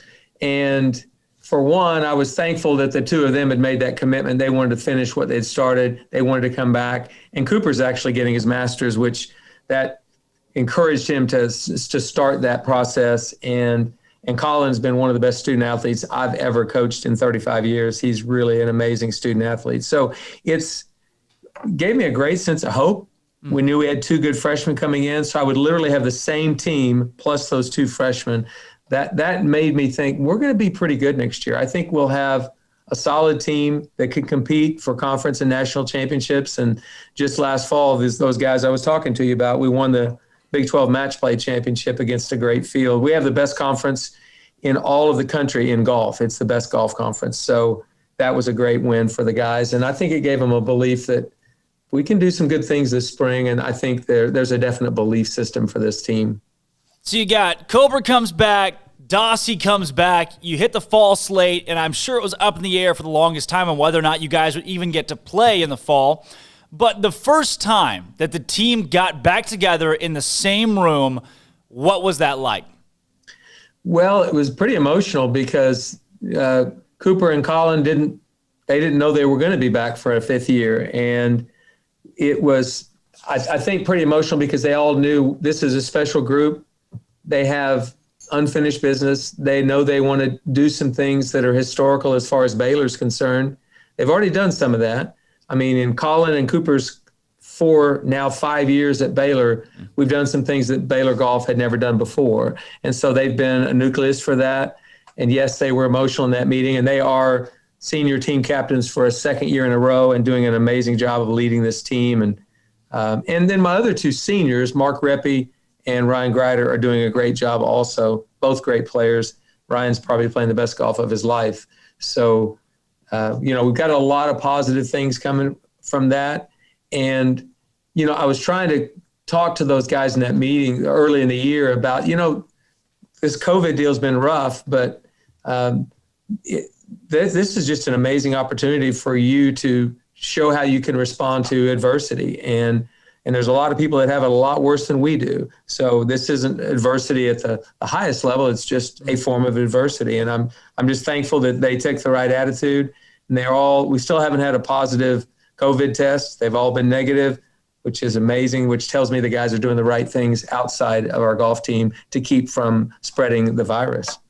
With your fall slate, too, you talked about the Big 12 Match Play Championship that you guys were able to notch in a tough conference. Like you said, I mean, looking up and down the rankings here, and from Texas Tech to Oklahoma, obviously Texas, Baylor, it's deep.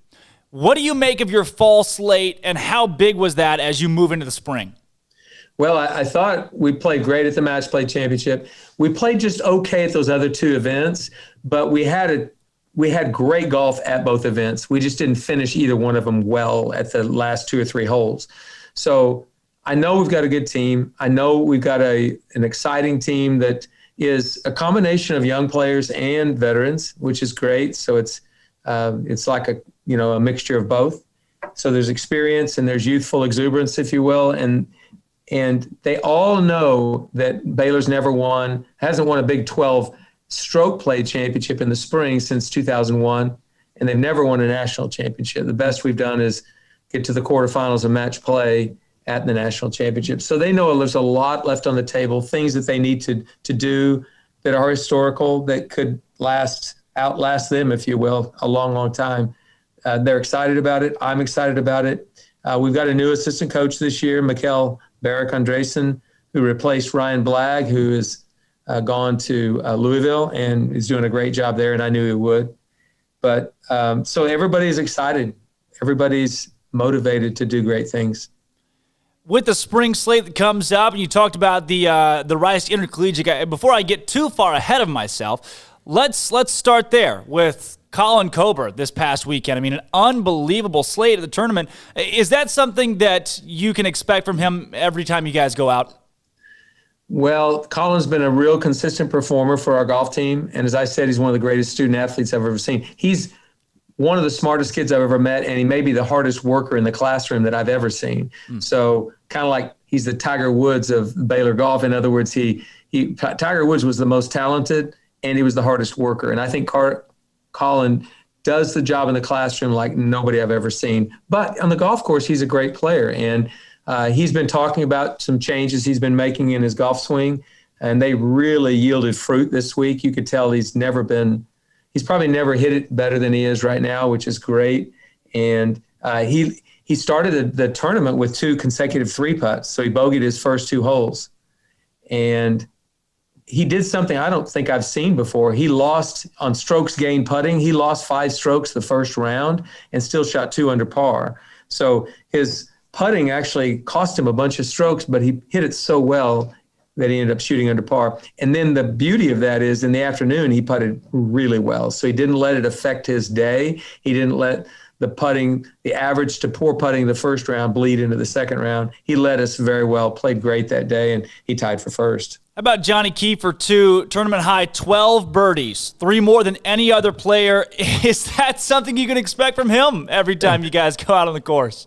Johnny's got a lot of offense now. You better book that. And he's got a real competitive spirit on the golf course. He's a competitor at heart, but he's one of the most fun guys to ever travel with. So he's great. He adds to the team in more than just those 12 birdies that he made. He's got a great just countenance about him. His attitude's fun. He's always upbeat. And I think he makes me feel better about myself when we've had an interaction. So and I know he does with his teammates as well. But he does have a lot of offense. He's a great chipper and putter. He bombs the tee ball, and he just plays with a lot of emotion and passion. And I know I'm name dropping here, but for myself, I have gotten to cover your team now for about a year and a half through different media outlets in Waco, so I've become familiar with these names.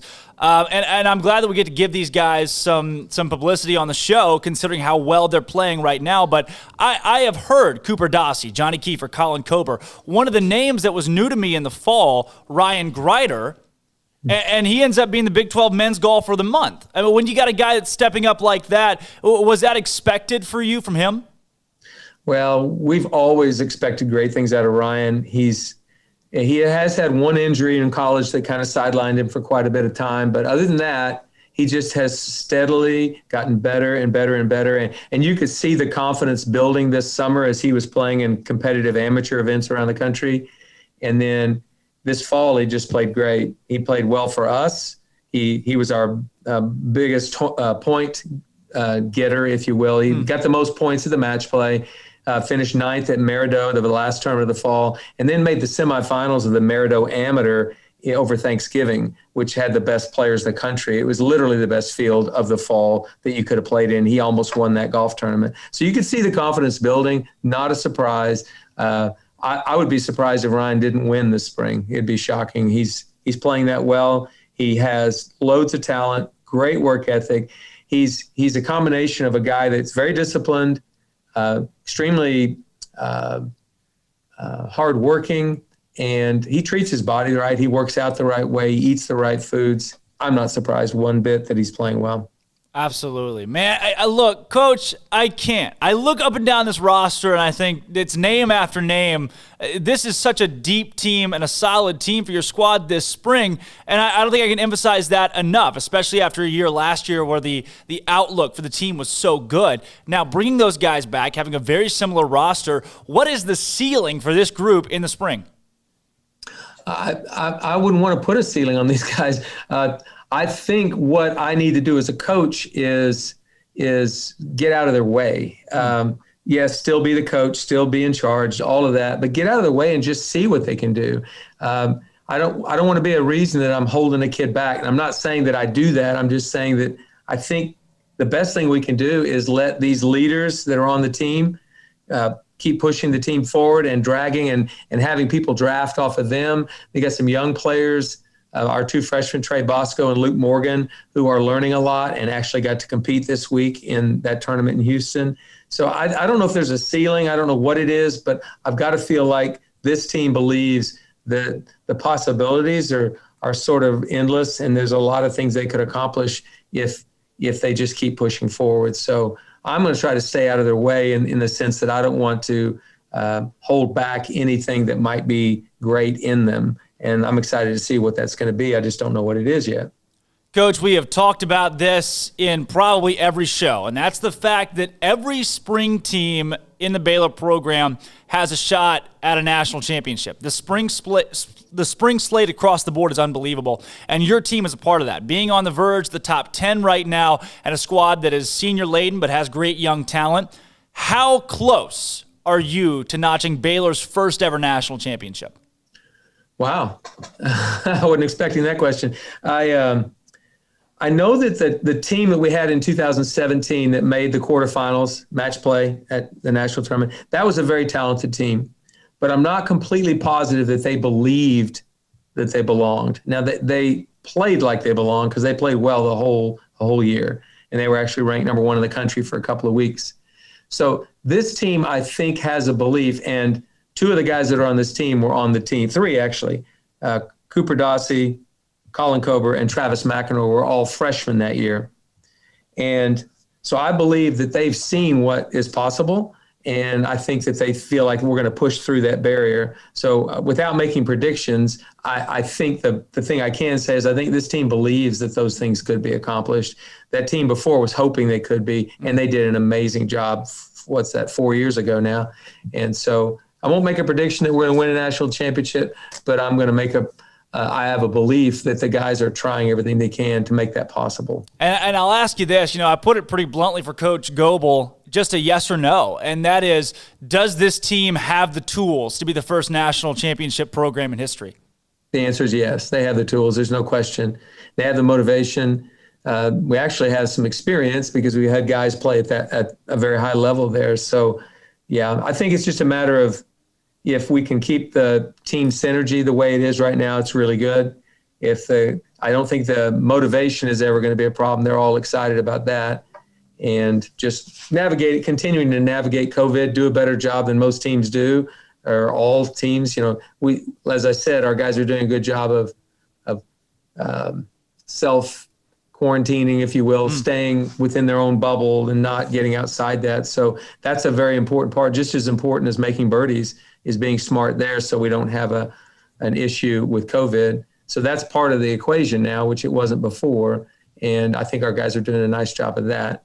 But, yeah, I think they believe it could happen, so why not?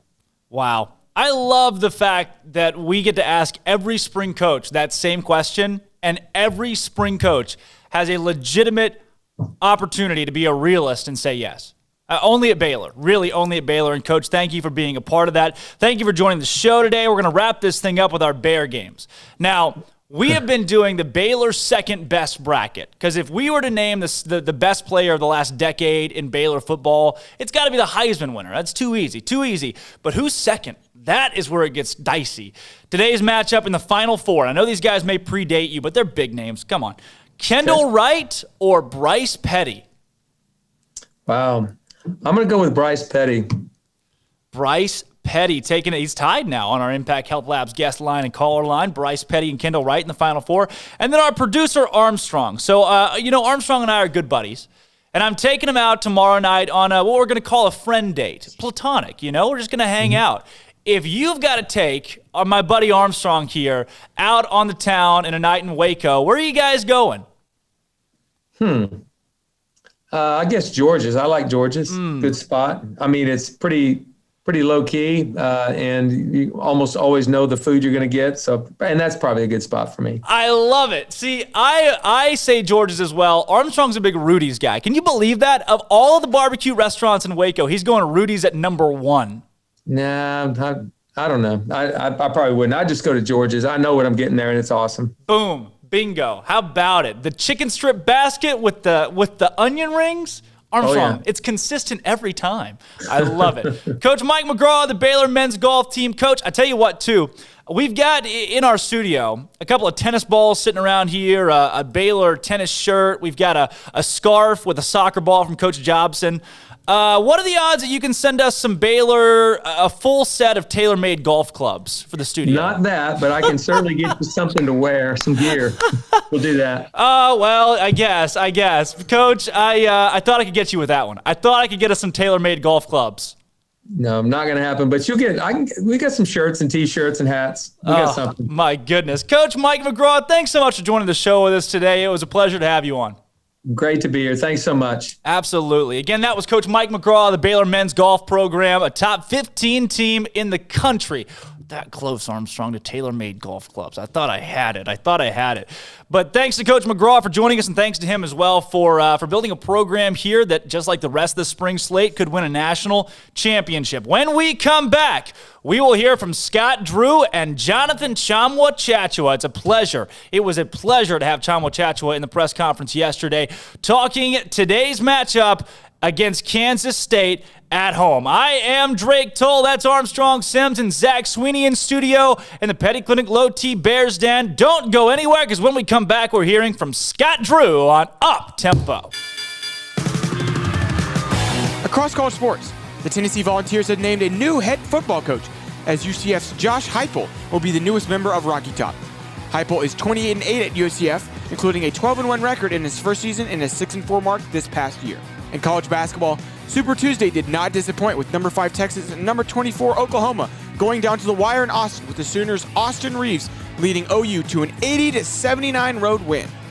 Elsewhere, number 9 Alabama beat Kentucky at home 70-59. Auburn bested number 12 Missouri at home 88-82. 18th ranked Tennessee snuck by Mississippi State 56-53. Duke beat Georgia Tech 75-68, and LSU notched a road win over Texas A&M 78-66. On the women's side, number 9 Baylor's Moon Urson boasted 21 points in a blowout win over TCU 82-49. Number 1 Louisville beat Miami 79-76. Pittsburgh beat Clemson 79-69, and Washington fell to Oregon State 98-68 thanks to Sasha Goforth's 23 points. And the Big East has extended Commissioner Val Ackerman's contract through 2024. I'm Armstrong Sims, and that's all the news that is news in college sports. This has been Armstrong's Minute on SicEm365 Radio's Up Tempo.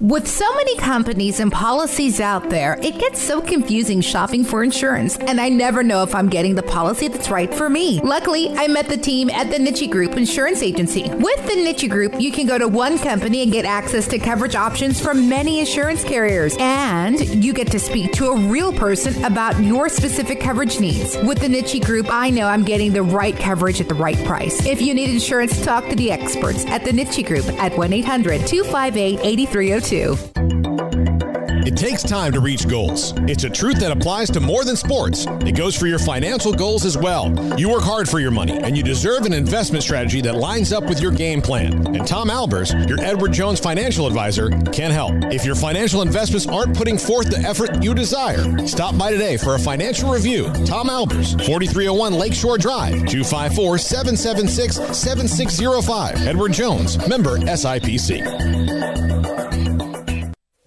Stepping into the boots of a U.S. Army officer can add confidence and leadership skills to your son or daughter's career path. See all the things they can achieve in our boots at GoArmy.com. U.S. Army Waco Recruiting Company, 254-598-8131 or 254-776-1543.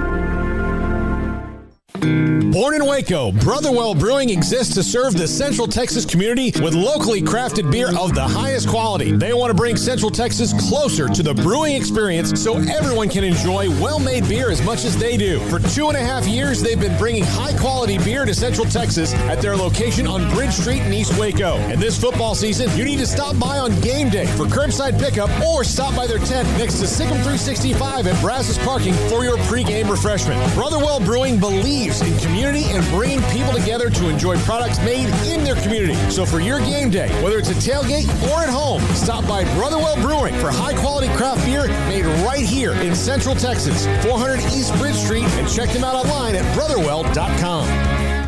Boozers is the wedding ring store and more. If you're ready to get engaged or already married and want to upgrade your wife's ring for a special anniversary, Boozers is the place to go. With the largest selection of premier quality diamond engagement rings and wedding rings in Central Texas. They have 7 cases with over 300 styles of rings from top designers like Natalie Kay. Choose from yellow, white, or rose gold, plus beautiful top quality loose diamonds. With an in-house jewelry, they can also custom make anything you want. Bring in a picture or drawing and let Boozers create your one-of-a-kind pendant or ring. They can even use some of your old gold and diamond jewelry to create something new. At Boozers, you'll find a great selection of quality timepieces, and Boozers is the place for expert watch maintenance and repairs too.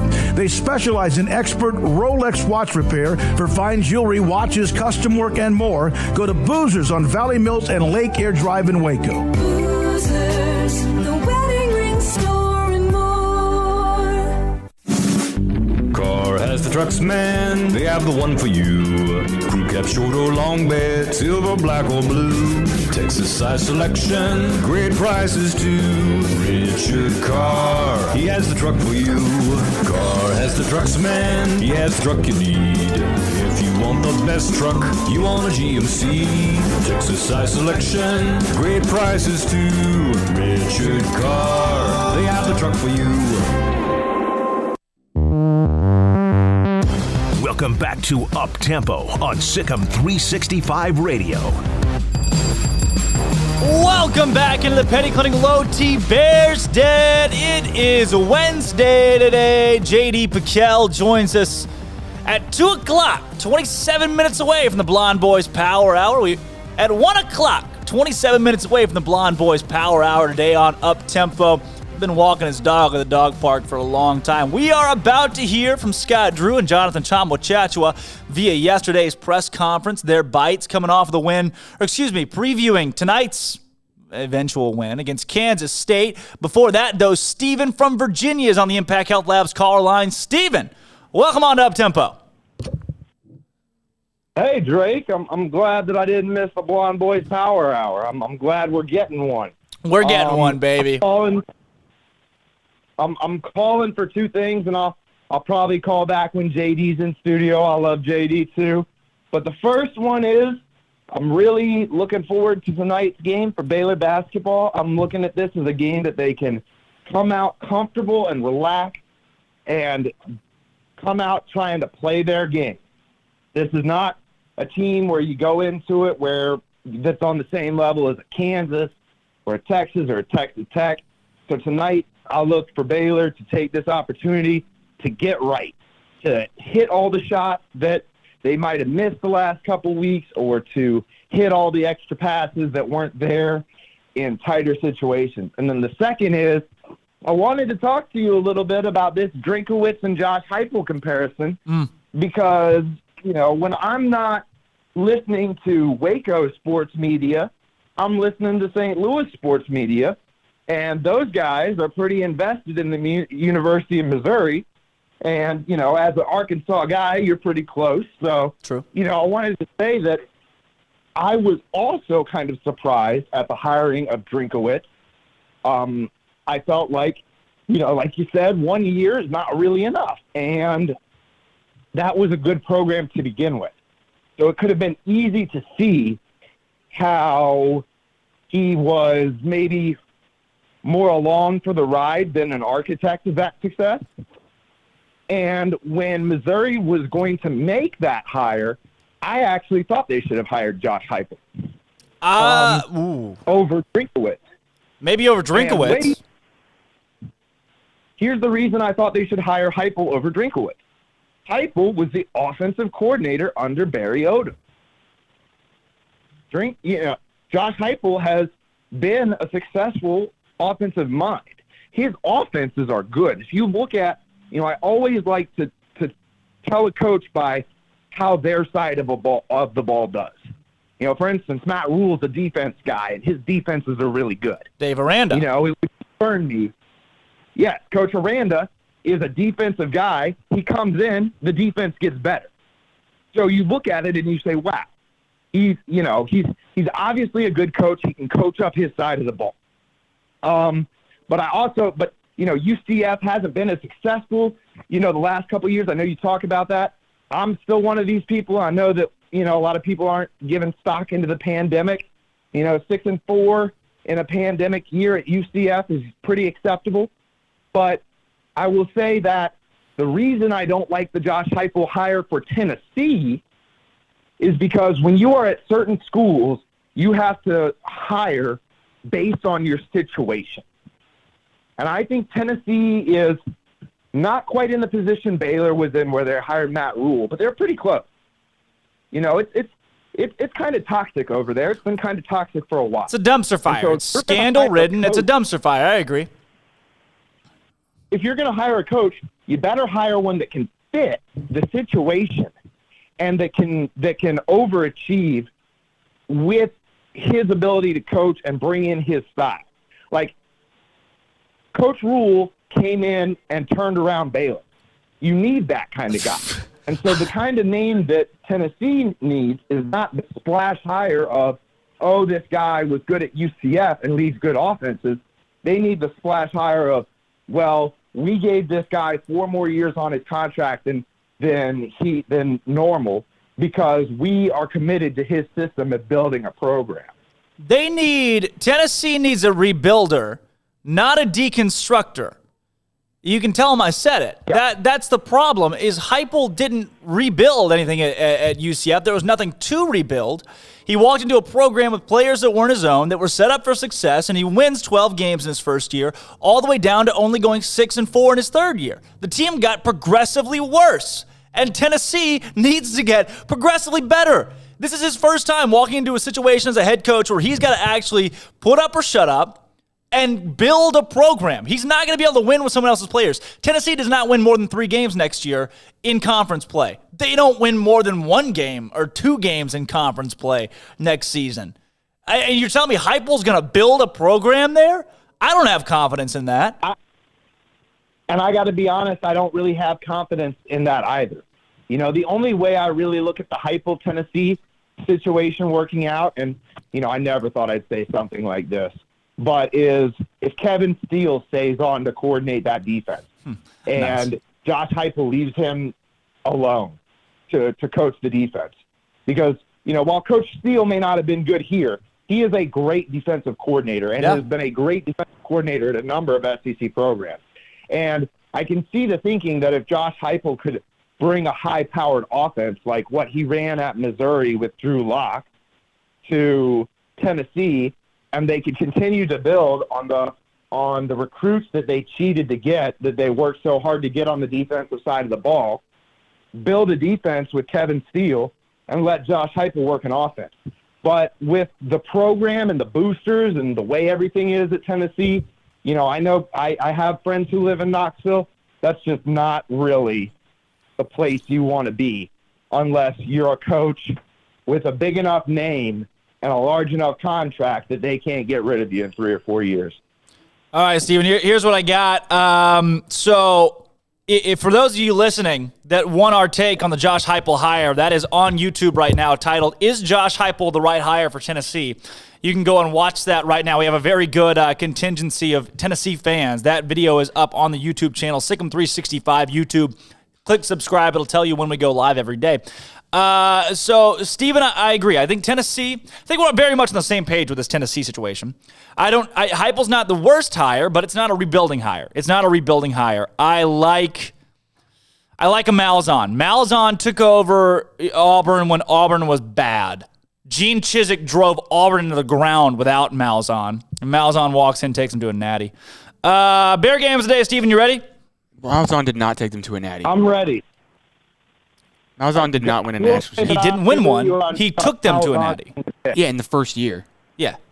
After Gene with Chizik. Gene Chizik's guys. Gene Chizik went like 3. There was with Malzahn's guys. Malzahn was the OC at Auburn for a while, and then went, 2 years at Arkansas State, and then comes back to Auburn. Has his guys again that Chizik, mind you, went like 3-9 with the year before. They were stupid bad. Malzahn did the exact same thing you're criticizing Josh Heupel for doing. No. Which is having a great first year and then being mediocre the rest. Into a program that was an 11-12 win program. Gus Malzahn walked into a 3-9 program and took them to a natty in year 1. That's the difference. Took him to runner-up, to be clear. I have to say, true. I think Gus Malzahn would have been the right hire.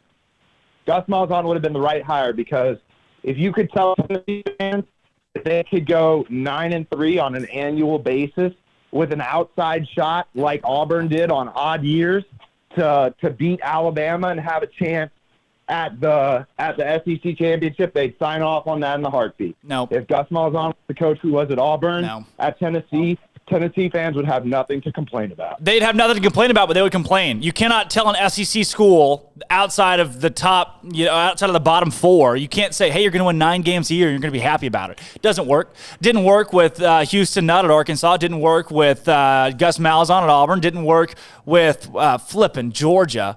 Gosh, dang it. Why? Why is his name slipping me right now?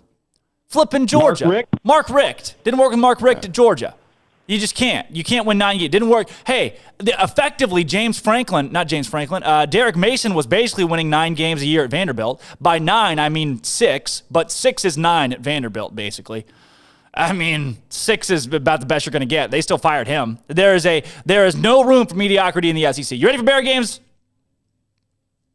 I'm ready for Bear Games, my friend. All right. We got Kendall Wright or Bryce Petty? I'm really happy to see both of these two in the Final Four. They both deserve to be in the Final Four. I'm picking Bryce Petty. Bryce Petty is a 2-time Big 12 championship quarterback at this school, something no other quarterback has ever accomplished at this school.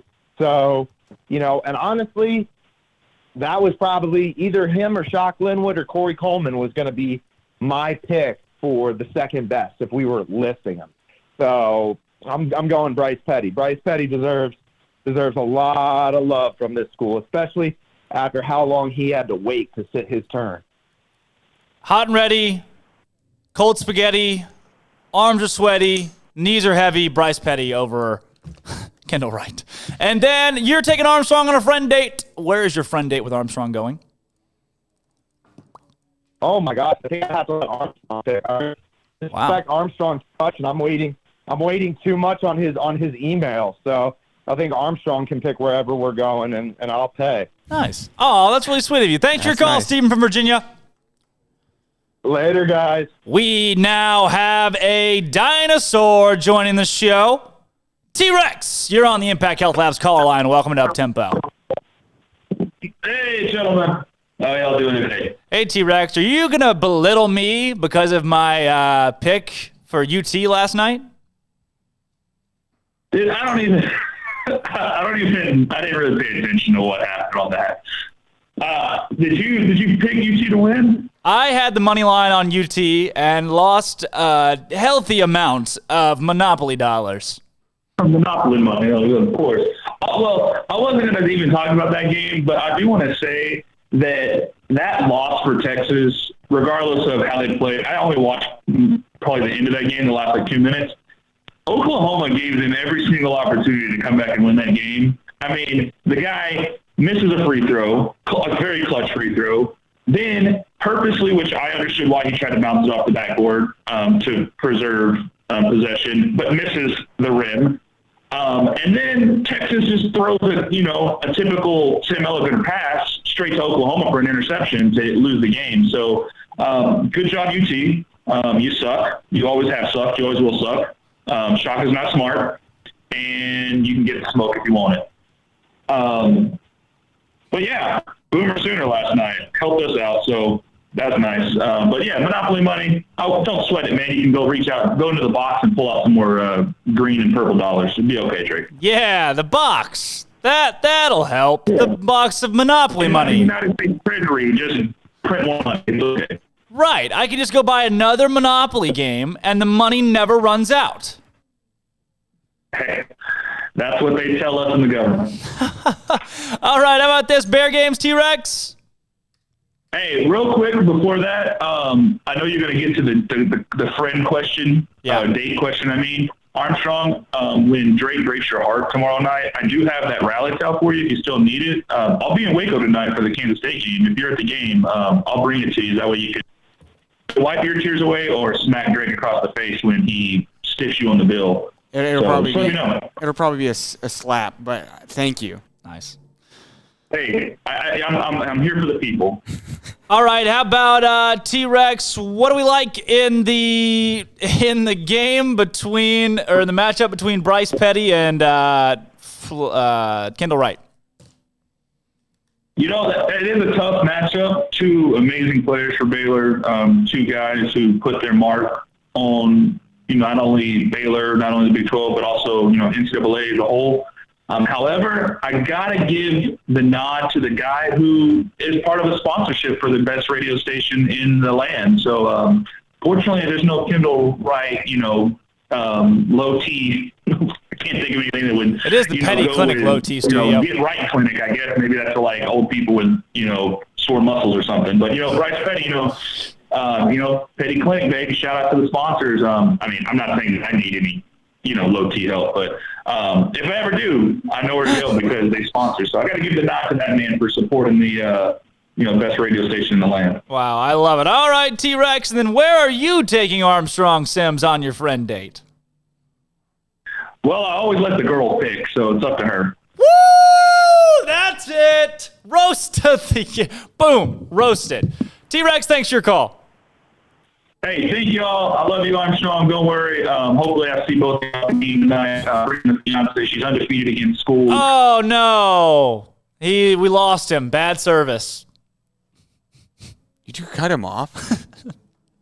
On your behalf. No. No, he was apologizing for insulting me. Yeah, bad. I couldn't hear him. But bad service. I like the men to be confident and assertive and pick the place.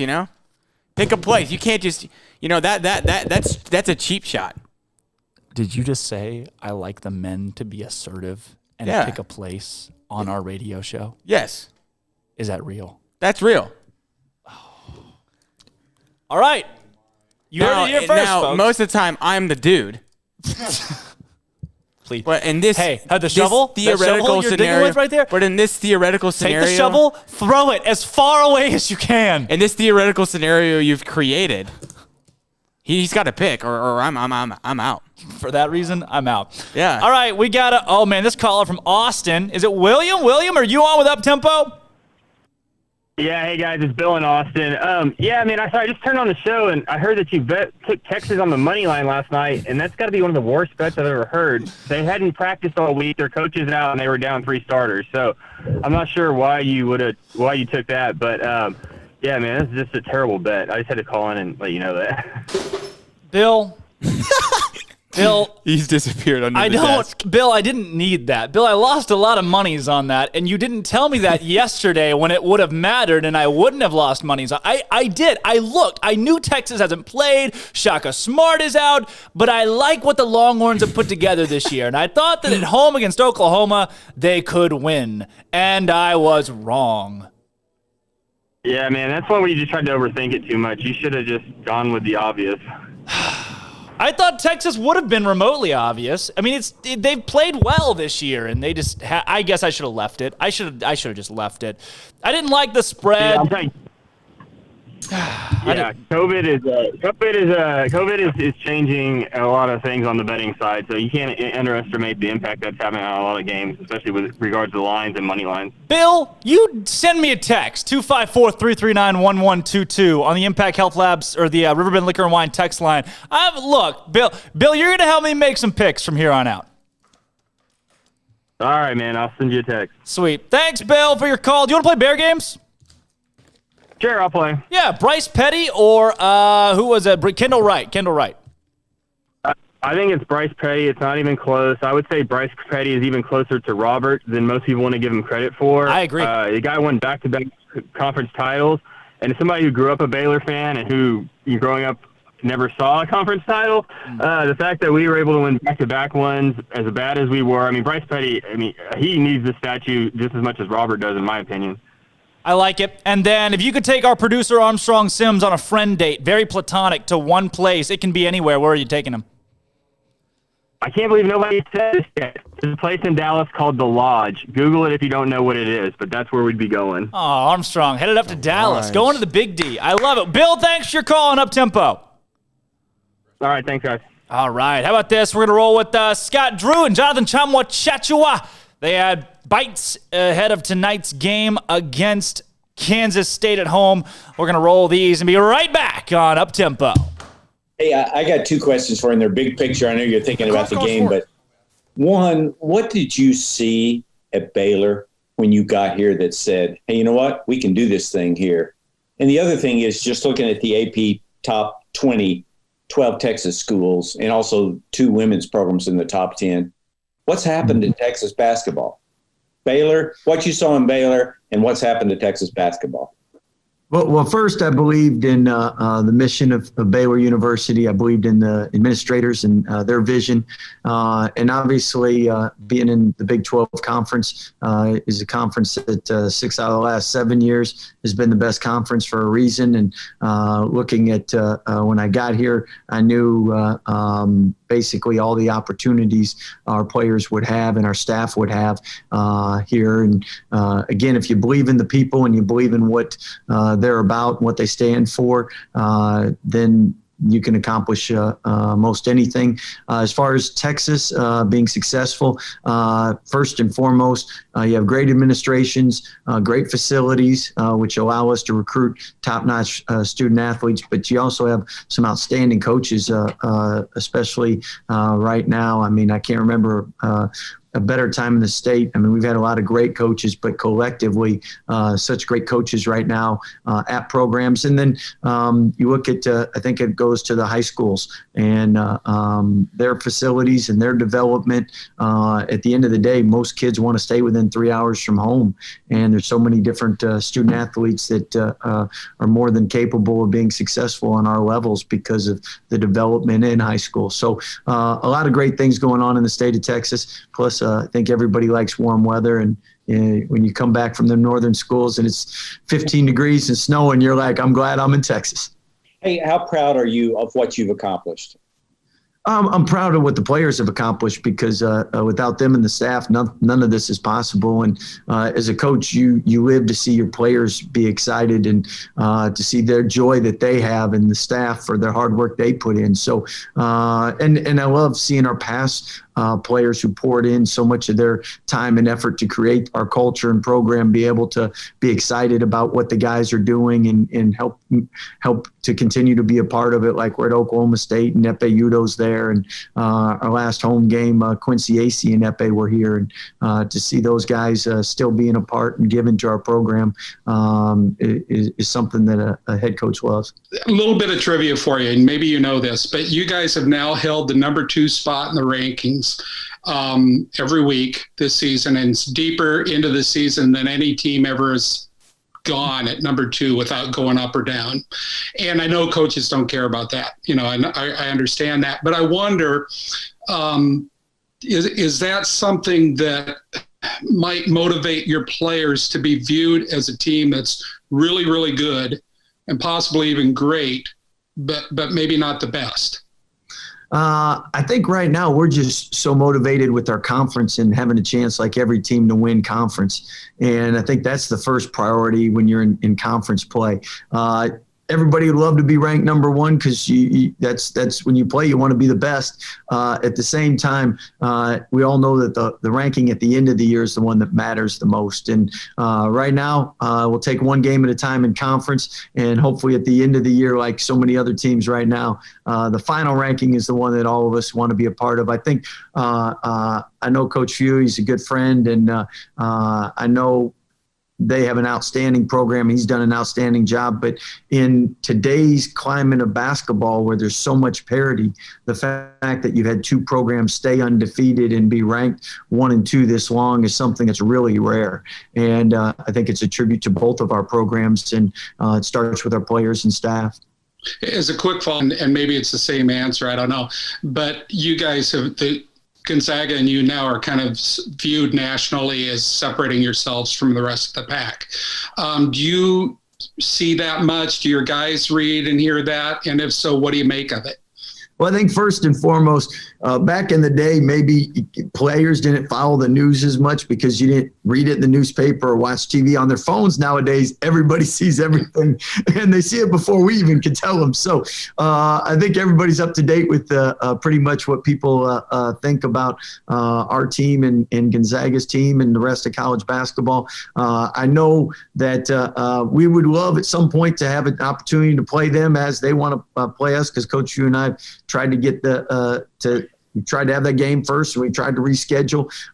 But at some point, if we don't play and we would meet in Indianapolis, I can tell you we'd all be very happy with that, because that means we both had great years. Scott, Jared, I think he got like every award there is in the world this week, but he was on the Bob Cousy, Final 10 or whatever as well. Just the week that he had. Can you talk about that? Special week, and Jared's a special player. He seems like he saves his best for the biggest games and when his team needs him the most. And that's doesn't guarantee that he'll always be successful, but as a coach, some guys just rise to the top of their game in the most heated moments of the game. And Jared's somebody that is a humble, hungry teammate that everybody enjoys playing with. And at the same time, I think we call them team awards, because if it wasn't for the guys feeding the hot hand or getting them the ball or setting screens to get them open, none of that happens. So it's really a team thing too. And I noticed Coach Jacobs wasn't on the bench the other night. Do you have an update on him? COVID protocols, so don't know exactly when he'll be back. Yeah, Scott, speaking about Jared and just kind of the week that he had, talk about being team awards and feeding the hot hand, does it make it more impressive seeing the week that he had, knowing the loads of talent you guys have on this roster? Well, I think seeing who he had it against more important. I mean, when Texas Tech, he struggled early and then he hit big shots late. That carried over to Kansas and then at Oklahoma State. And again, I think the one luxury our coaching staff has this year is if one of the players isn't on, usually there's going to be another two or three there to pick them up. So if you go into a game where you have one or two scores and you're dependent on those guys hitting shots, you can have some long nights. But when you have a lot of different weapons and people that can get 20 points, it really allows you to search and find who's on. And then we have a team that doesn't mind sharing the sugar and passing to who's open and who's on a roll. Scott, does it surprise you that you've gone this far into the season without a Big 12 Player of the Week, given and it's Jared's the first one? Honestly, I'm so busy focusing on our next opponent. I couldn't tell you who's won what award, but I know Jared won this one because you guys stated it earlier. Okay, and then as far as Jonathan's his ability with the blocks that he had against Oklahoma State, do you find that to be a sense of how comfortable he is now, just getting more and more comfortable as the season is progressing, that he knows what he can do versus maybe where he was against Illinois?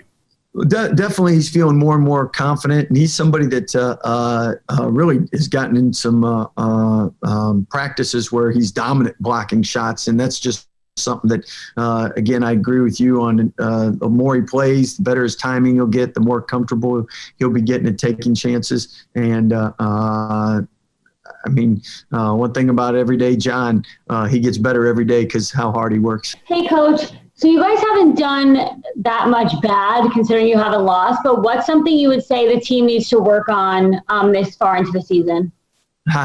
Well, that's what's great is every game it gives you something else to work on. I mean, coming off of back-to-back 18 turnovers, you'd have said, hey, you got to worry about ball security. So our guys did a great job with only 10 turnovers at Oklahoma State. After Oklahoma State, you'd say, man, you got to get better on the boards because defensively we gave up 42% of our opponents' misses. We didn't. They were able to offensive rebound. So every game you're going to work on something. I know after last game we got to do a better job blocking out. John, what is the confidence level with this team right now as you guys kind of roll along, even when you have moments in games where it gets kind of hairy and, on Saturday you fell behind? It doesn't seem like you ever lose sight of what you guys can do. I mean, it's just about our togetherness right now, and then the joy we just play with. We always play for each other. We always have each other's back. So we just feel like whatever we're just going against, we feel like we're gonna come out of it just in a good way. And yeah, that's basically that. John, I wonder. I know it's been a long time since you played them, but your thoughts on Kansas State and just what you see from those guys. I think Kansas State is a great team. They're well coached, and you should definitely not pay attention to the record, especially when you're playing them. So I feel like it's going to be a tough game. They're probably going to try to come at us since we're ranked number 2 and since we beat them in the first time. So I expect it to be a great game, and then to see them being well coached. And how do you feel like your offensive game has progressed? Just seems like you've gotten more comfortable, maybe more confident on that end as the season's progressed. I was expecting to get more comfortable, which is actually what is happening right now, and that's also due to my teammates believing in me and the coaching staff just putting me in the best situation every single game, just trying to find what I can do against each and every team. Hey, John, you and Mark hit each other going for a rebound on Saturday that led to the ball going out of bounds. It seemed like you all recovered pretty well after that. Kind of what were you saying after, and how'd you kind of rally from that?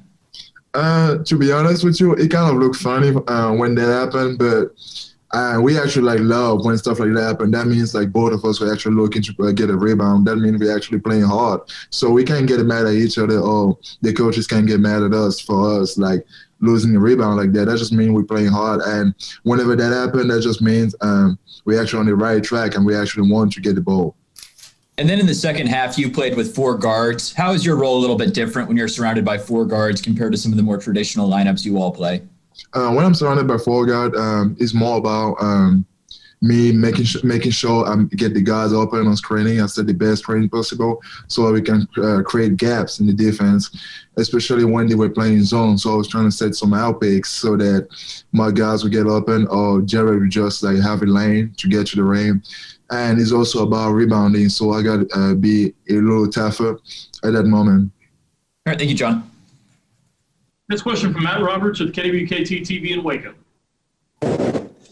Yeah, John, just curious. I mean, your nickname, Everyday John, it seems like this is a perfect week for you, going from playing Tech, Kansas, and Oklahoma State to Kansas State. This may be tough for you to answer, but do you kind of feel your mindset and just kind of that everyday mentality rubbing off on your teammates at all?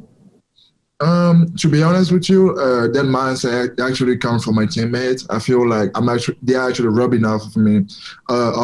So I don't think I should be the only one have that everyday nickname, because they're the ones who make me better every day. They're the ones who push me hard every day. They're the ones just give me the motivation every day. So whatever you get from me is what they be putting. It's just the trust and the effort they've been putting around me. Hi. So I've heard you talk about before the amount of games you've actually played, and it was a surprisingly low number compared to some of your teammates. And then sort of the energy that you bring in the games, you just seem to be having a lot of fun. Do you think that kind of correlates and maybe you're just kind of taking it all in and experiencing it as you're going here? For what I've seen, I just feel like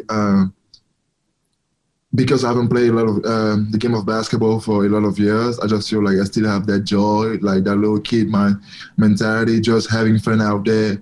So it's probably why I just play with so much energy and why I just got so much around the basketball floor.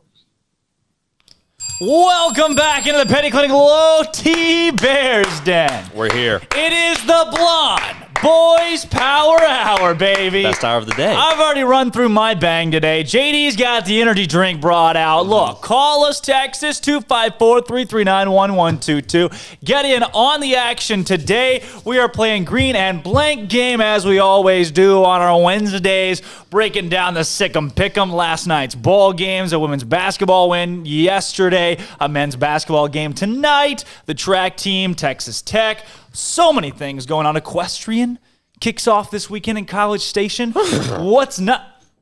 Is that a horse noise? Why are you the way that you are? Who's the athletes? Is it the horses or is it the jockeys? Is it a jockey and equestrian? Jockeys? No, there's not a jockey in equestrian. Is it what are they called? This guy wasn't on here when we had the equestrian coach on. What are they called? The jockeys?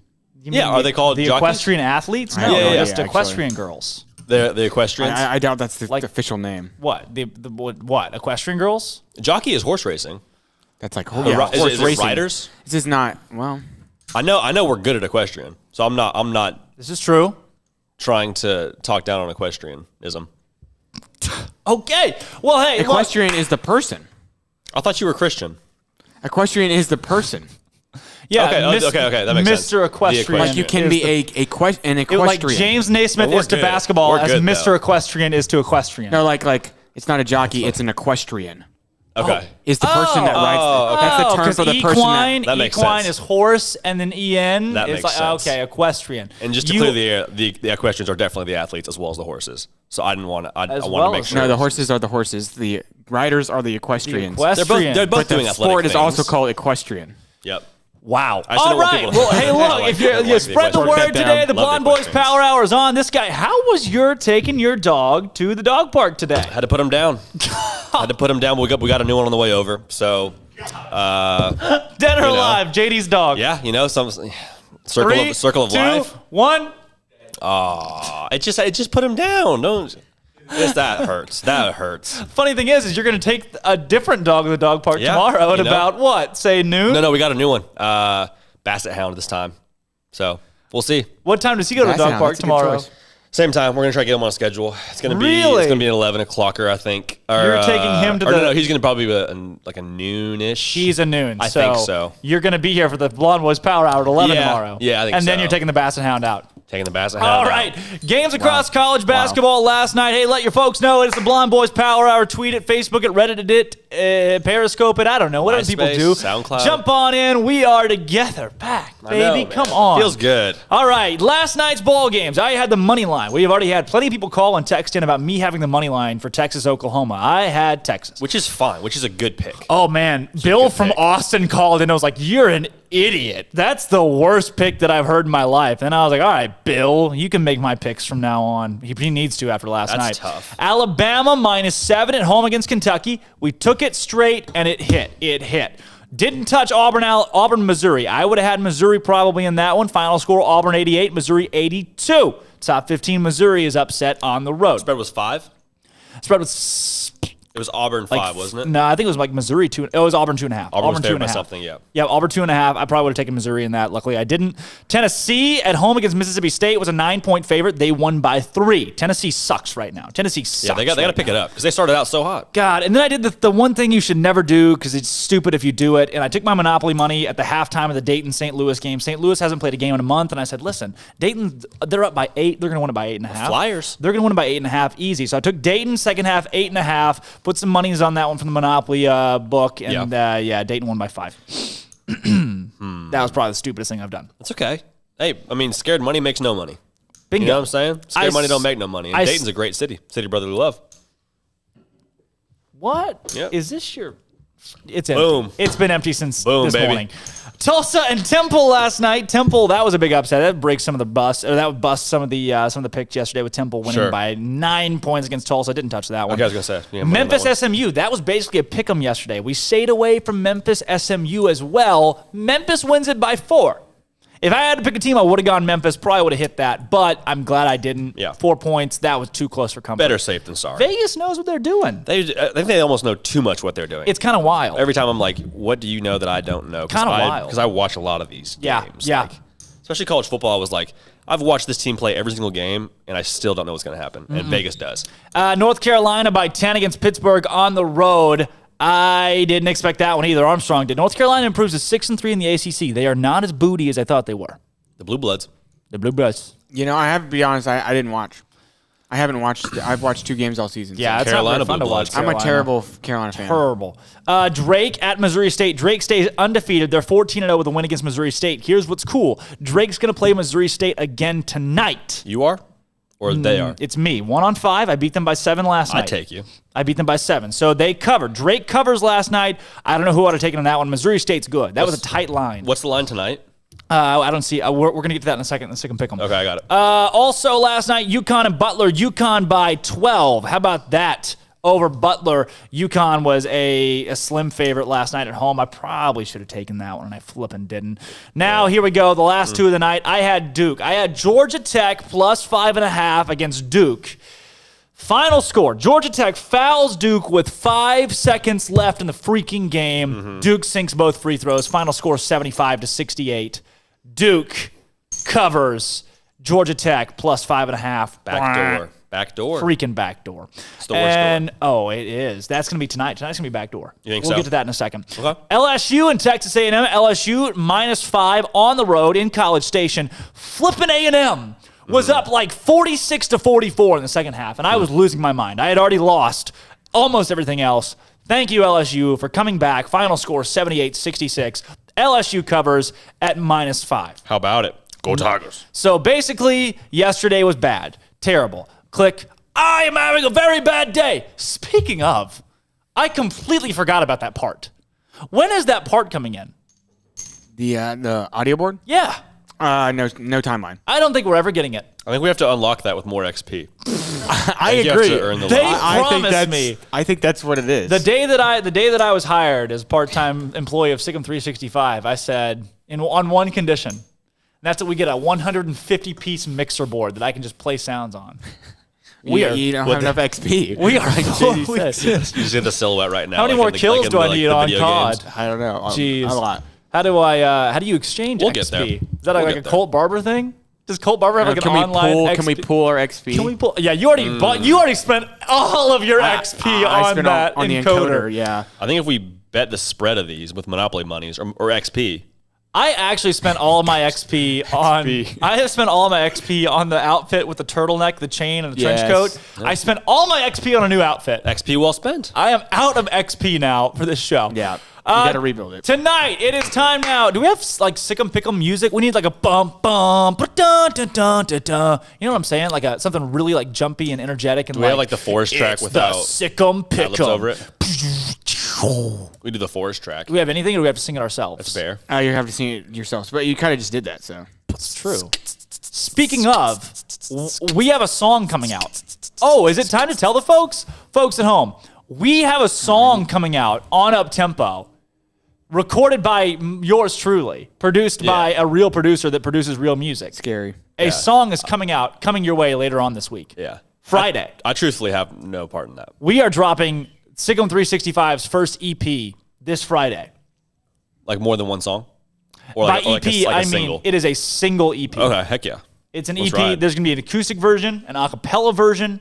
There's going to be a real version. I'm sold. And you guys are going to love it. I love What do it. you say we do a music video with that? A cappella version. I truthfully have no hand in it. I trust my vocals. I get the whole seat, but I don't need the edge, you know? I flipping trust my vocals, guys. Great. Let's ride out. All right. How about this? Tonight, the SicEm Pick'em, and then we got Steven from Virginia on the phone line. Steven, just hold on for 1 second. I have a preview of the song if you want it. Yeah. Oh, of my song? Yeah. Yeah, let's get the fans at home a treat.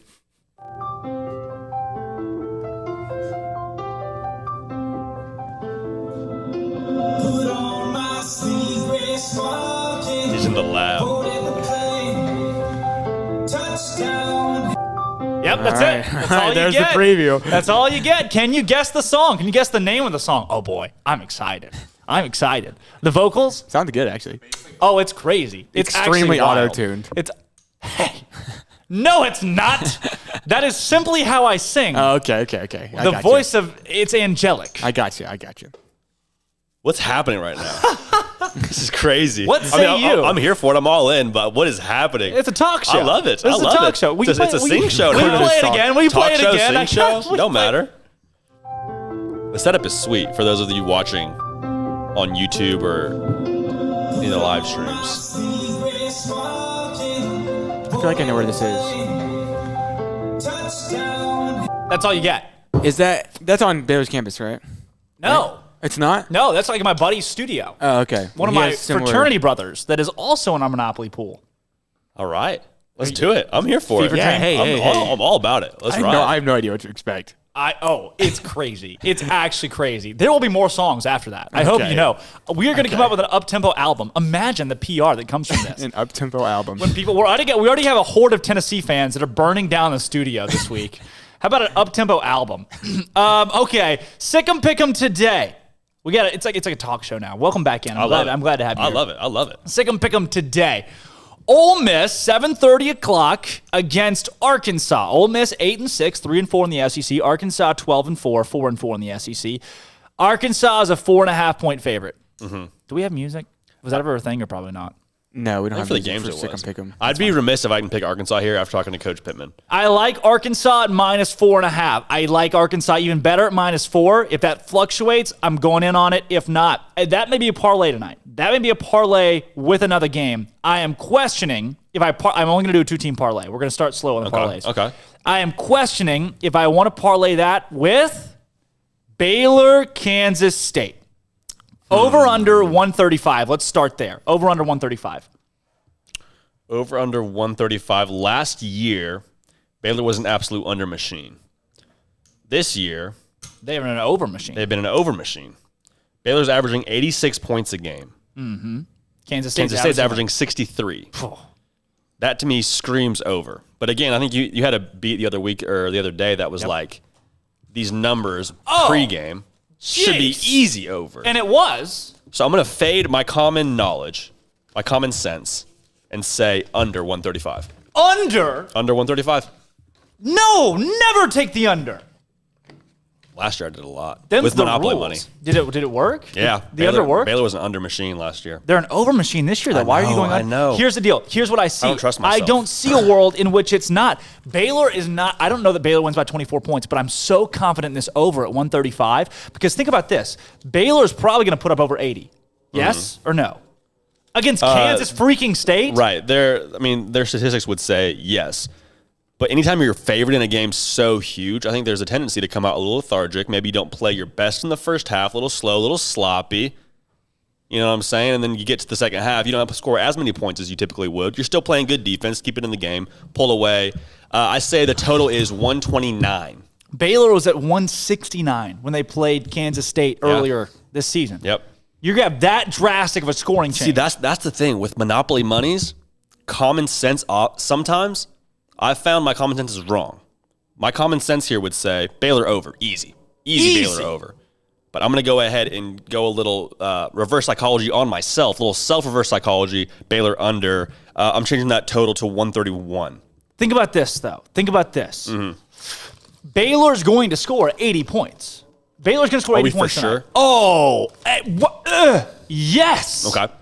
Like, confident, yes. Okay.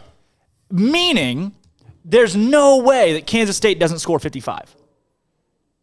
This is not an 80-49 ball game. Gosh, if it is, Baylor scores 88.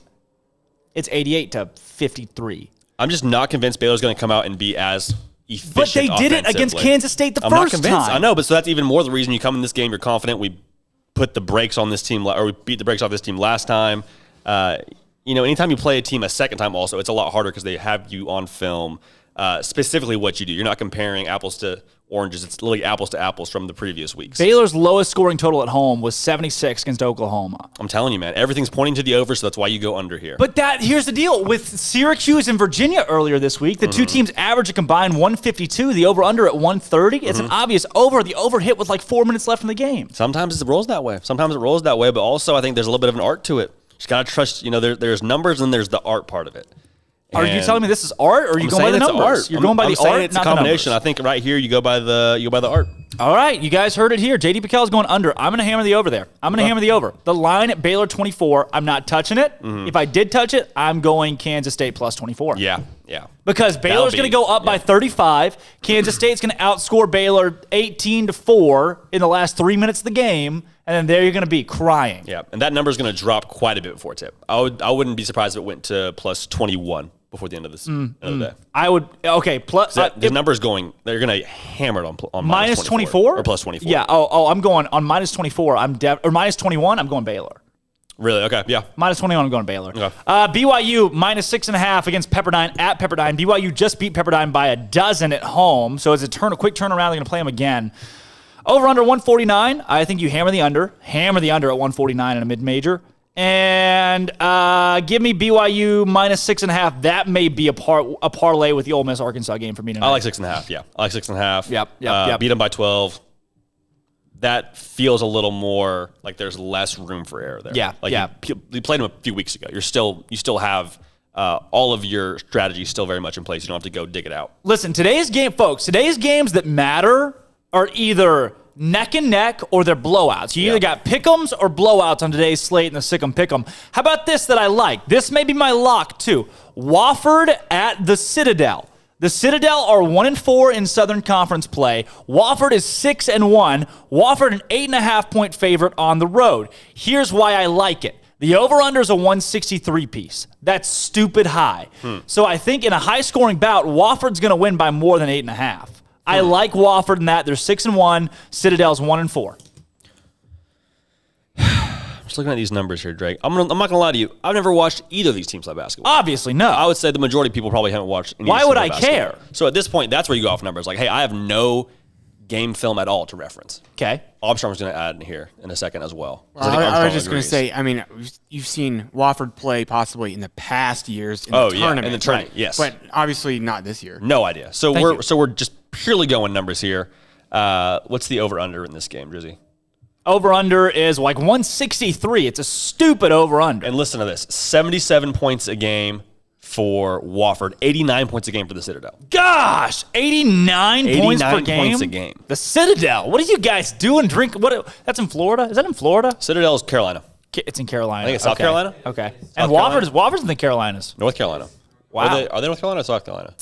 Carolina. One of the Carolinas. I've learned that if you don't know which one it is, just say Carolina, and it always works. Do you hear me before say they're in Carolina? Yeah, 100%. Well done. Citadel, what else you got in that one? What else do you like that? I like the over. Would you say the line was again? You like the over? At 163? 77 and 89 points respectively? 85 points. 85 points.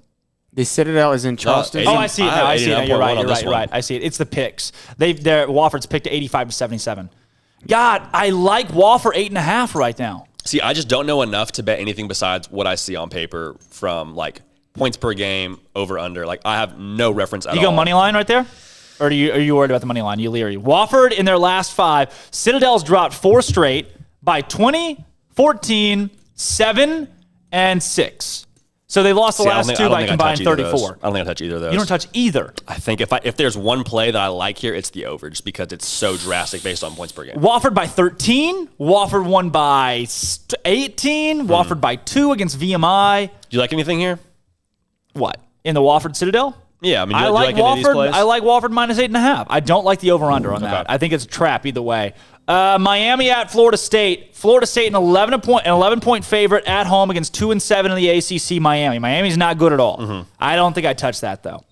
Rivalry game. If you had to go with one. If I had to go, I'm going Florida State minus 11. Yep, I was gonna say the same thing. Yep, same thing. We're on the 100%. same page. If that is on your bet list tonight with your Monopoly money, then pull it. What states is it legal to not gamble Monopoly money? Is it legal to not gamble Monopoly money? All of them? Yep. What about if you had to gamble real money? If you had to gamble real money, what it's also illegal. Rhode Island? It's illegal in most states. It's illegal in Texas.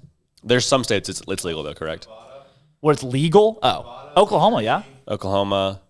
Nevada, right. New Jersey.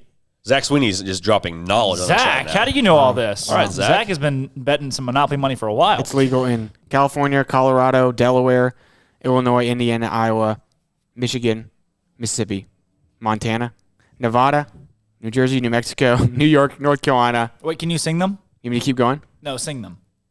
I've been everywhere, yeah.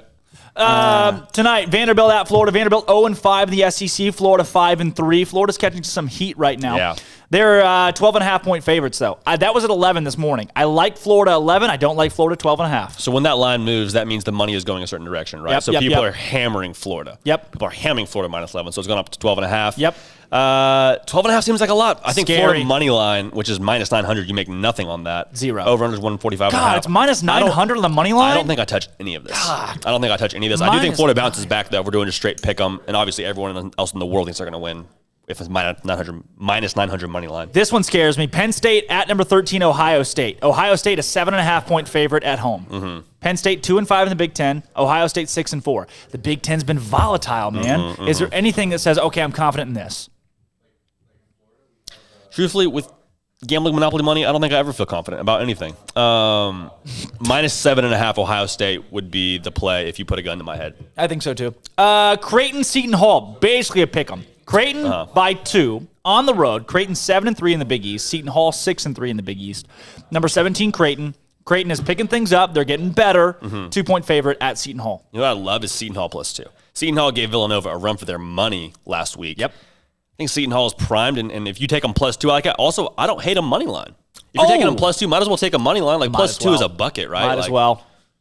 If you're going to bet +2. Yeah, you might as well take the money line on that. I like that idea. Maybe that's a parlay piece? You're going to lock that in a parlay? You're going to lock that in a parlay with Arkansas? I like the Arkansas bet on the parlay. I like the Arkansas bet to be a lock right now. Should we do an up-tempo parlay? Should we do an up-tempo parlay? For the first time in history. Monopoly money. Parlay. Seton Hall +110. Arkansas -4.5. It's only Monopoly money. It's only Monopoly money, so you can't lose anything. It's only money. We're set. Monopoly money. I love that. Okay, I like that a lot. I do too. Is that what we're doing? Up-tempo I think it's parlay. locked. I think it's money locked in. line on Seton Hall at home against Creighton. Look at Creighton, though. Look at this Creighton team. They were top 10 at one point this season. In their last 5, they have an 8-point win against a good UConn team, 4-point loss to Providence, and they lost to Butler. Providence is sneaky good. Providence has been sneaky good for a lot of years. Oh, God. Whoa. Oh, stop. Hold the phone. Hold the Sneaky phone. good. Stop. Hold the phone. Creighton beat Seton Hall 89-53 two games ago. +2, baby. Take them. Take them, baby. Cut the up-tempo parlay. That's a different team. Cut the TV. That's a different team that went toe-to-toe with Villanova. Oh, jeez. I still love that. All right, rolling back through these. How about this one? It's even. This is a pick 'em, straight up pick 'em. Number 20, Virginia Tech at Notre Dame. I was just looking at that. Notre Dame 2-5, but they're at home against 5-2. I was going to say VTech. home game. I like VTech straight up in that. We're on the same page. I We're on like the same VTech page. I was about straight to up say, in that. I mean, this is where it's like, okay, numbers. That could be a Get to the parlay. numbers. That could be a parlay. Should we just parlay every single game? That could be in the parlay. I like that parlay in Arkansas. Do you go money line or do you go? I go money line. It's you go even. money line? It's even. Yep, So, yep, I mean, yep. I don't want It to makes say sense to go money over-under. line. You go over under on that at all? I don't know anything about it, so I say no. VTech just got trounced by Syracuse, and Notre Dame's won 2 straight. Yeah, I just mean, sorry, from an output standpoint, like how many points they're scoring. Like I don't know anything about how they would. Yeah. But if you're gonna pick them, if you're gonna go money line on that, what makes you go Virginia Tech? Virginia Tech's just playing better as a whole right now. They've played more games. They got drubbed by Syracuse though. They got drubbed by Syracuse in the last matchup by 18. Yep. Struggled against Wake. Beat Duke. They beat Notre Dame by 14 at home. Notre Dame's won 2 straight. It's a different Notre Dame team. I like VTech at Notre Dame though tonight. That's my parlay with Arkansas. I don't get how it's even if they beat them 14 points. I know. That's It's because of the confusing. road game. See, but that's road where I'm doesn't like- matter this year. That's why I'm like, Vegas, what do you know? Vegas, what do you know? Vegas, what do you know? Who's Tell out? us your Yeah, secrets. who's out right now? But Wisconsin, number 14, Wisconsin at Maryland. Wisconsin, a 3.5-point favorite. Here's what I love in this. I love the over. Over under 129 in Wisconsin, Maryland. Wisconsin averages 72. Maryland averages 72. Give me the over. At 129, that's a low That looks good. over under. Yeah, that looks good. I like that a lot as well. You got a pick in this one? Give me Wisconsin -3.5, but not enough to pick it. Not enough to take it. Okay. I would not bet I that feel one. pretty good about Wisconsin -3.5 actually. You do? Okay. I don't know. There's been a lot of parity in the that'd Big be my 12. pick. I think that'd be my pick right there. Rolling through the last few here, we've got a matchup between Louisville, number 25 Louisville, at unranked Clemson. Louisville's 5-2 in the ACC. Clemson's 3-4. Clemson a 1.5-point favorite right now at home against top 25 Louisville. Over under at 30. I like the over in that, but I'm not confident enough to take anybody, money line or spread. See, I'm actually the opposite. I don't feel as confident in the over/under in this game. I agree now. I like Clemson. They're I like lower Clemson. scoring games. You like Clemson at I home? like Clemson. Why? At home. Clemson's lost 3 straight, man. They've gotten killed in Bounce 3 back. straight. Listen, Means they're due. 19-point baby. loss. They're due. A 18-point loss and a 35-point loss in their last 3. It's just their time then. Shut up. They're charged up, baby. They're ready to rock. Gosh, Book give me it. Louisville. Put that in the parlay. How is Put that in Louisville? the parlay and make some free money, huh? Louisville some just free Monopoly beat money. Duke. Give me Louisville in that one. How are they But picking? how good is Duke? Like, Why is Louisville? The Duke beat me last night. Gosh, dang it. Yeah, they're tricky. But also, like, if you're Louisville, you're fat and happy. You think you beat a good Duke team. You don't know how good Duke really is. You're ranked. You're feeling yourself a little bit. Go into a hostile environment in Clemson, South Carolina. BYOG, Coach Sweeney, bring your own guts. Clemson wins by 5. They cover. Wow, Yep. Clemson wins by 5 at home. By They 5 at bounce home. back. Yep. Okay, last Backdoor. game here. Last game. Backdoor. They get 5. Yeah. Last game that we're going to pick here. They've got team from Virginia on the line. Love it. Drake and Missouri State. So here's what I love about Drake right here. Drake's a 4-point favorite. They played at Missouri State last night. They won 68-61. Guess what they're doing tonight? They're playing Said run again it back. at Missouri State. Same game, Drake, Missouri State tonight. 4-point favorite, the Drake Bulldogs. They are 14-0, 5-0 in conference play. Missouri 9-2, 5-2 in conference play. It is a tight matchup. I love Drake minus 4.5. I'm going to have 2 parlays tonight. Arkansas and Mississippi in one of them, along with, what do we have? We had money line on one of those games earlier. I think Virginia Tech. Seton Hall. We still like Seton Hall. And I'm okay with Seton Hall, and then Drake, Missouri State. I'm very confident that Drake wins by 4 or more tonight against Missouri State. So here's my question. How much do you factor in the fact they just played last night? Does that help them or hurt them in your eyes? I think it helps. Okay. I think it helps. Okay. I think they found out what they need to do well. Here's what I want to look at. What was the halftime score last night? It's a tremendous question. You know why that matters? No. Because Drake had not played in a long time. I don't know if you'd studied this game. Drake had not played in a long time. Okay. Because you know that if the team was able to make a halftime adjustment in a game which they're down, that they've now figured out what works against Missouri State, and they're going to win again tonight. So my question is, soundly. So my question is, were they down? If they were down at halftime and adjusted to win the game, that means they've now figured out Missouri State. Okay. Guess the halftime score last night. I have no idea. Missouri State 41, Drake 26. Drake outscores Missouri State 42-20 in the second half last night to stay undefeated. I like Drake a whole lot in a -4. That may be a 3-team parlay with Arkansas and Virginia Tech. That's my parlay, my 3-team parlay today. I'll be honest, again, I don't know anything about either of these teams. Like nothing. Evidently, I know nothing about either of these teams. But since I put my Monopoly monies into college basketball, I now am a huge Drake stan. My thing is, if you were up at half by that much in Missouri State, you had something working. Obviously, Drake adjusted. But and Drake came back had not and won the played game. for so long. Right. So No, Missouri obviously State, they're you gonna be had him down. on the hook. Missouri State had him on the hook and let him off. They let him off the hook. And if you're Missouri State, you have a new energy. You feel good about playing with this team. It could go either way. I would feel okay about Missouri State money line, but I also see Drake -4. So to disagree with you, I'll go Missouri State money line. Why are you the way that you are? Just the way that I am. The way that Missouri I am. State money line. Money line. You're It's taking only them plus 155. It is. It's not horrible. It's not, but you're going to lose money off of it because Missouri State's not winning straight up. It's all Monopoly money. It's I'm saying. Steven from Virginia, you're on with Up Tempo after a convoluted and long-winded SicEm Pick'em. That's probably how the SicEm Pick'em's going to look forever now. I love it, yeah. Because I love picking those games. And people at home that have Monopoly money invested, you guys will enjoy that segment as well because now you can be like, oh, yeah. Freak, yeah. These are good picks. I like what you guys are breaking down. Here's my pick for the day. Steven from Virginia, do you bet Monopoly money? Yes, sir, I do. And I'm actually sitting here wishing that I could have been picking along with y'all in the SicEm Pick'em. Maybe we can make that happen. I have a parlay for you on a couple of those picks before we get into I love Monopoly money! JD. Yeah, sure. I know that. So my parlay, I'm going with Arkansas plus or -4.5 over Ole Miss. I have Baylor hitting the over because Baylor scored 99 points on Kansas State in Kansas State this year. It was 100, 100-69. I have the under there, unfortunately. Yep. So yeah, JD, that might not have been your best pick. Hey, we get to see. And then I want to bring up this Virginia Tech Notre Dame game a little bit because Virginia Tech's second leading scorer has been suspended indefinitely from the team. And as I was sitting Who's here leading listening scorer? to y'all call Pick'em, Wait. Was Virginia Tech's leading scorer, was he in the last time they played against Notre Dame? yes, That's why he was. Wow. But he only had 9 points, 8 rebounds, and 3 assists. He's a guard. Now, the reason that I'm saying only is because Virginia Tech has a very good guard named Hunter Couture who comes off the bench and shoots 50% from the field, 45% from three, and 85% from the free throw line. And this could be Virginia Tech's opportunity to get rid of some bad vibes and stick in the sophomore from Orlando, Florida, and allow him to hit some big shots. As I was sitting listening to SicEm Pick'em, Notre Dame went from a half a point favorite to a straight up. And because I think this will open up Virginia Tech's offense a little bit, as the player who was suspended for Virginia Tech before did not shoot the three particularly well, I am taking Virginia Tech. I like Virginia Tech. You taking the money line on that one? I'm taking right now it's straight up. It's a pick-up. Oh yeah, yep.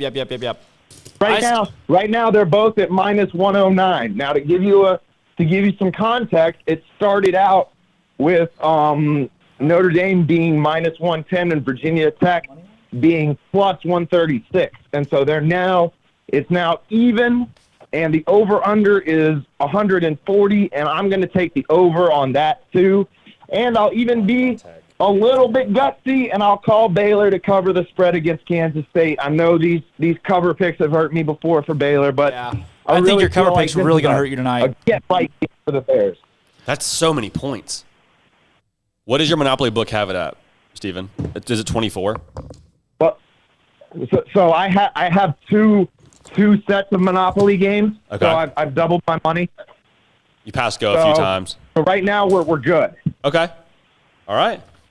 But I do want to ask you a question, JD, because I brought this up to Drake yesterday about I think, we're all retired athletes now. Drake was once a Hall of Fame junior high ex-receiver. Captain. You were a former Cornell 3-touchdown-a-game star.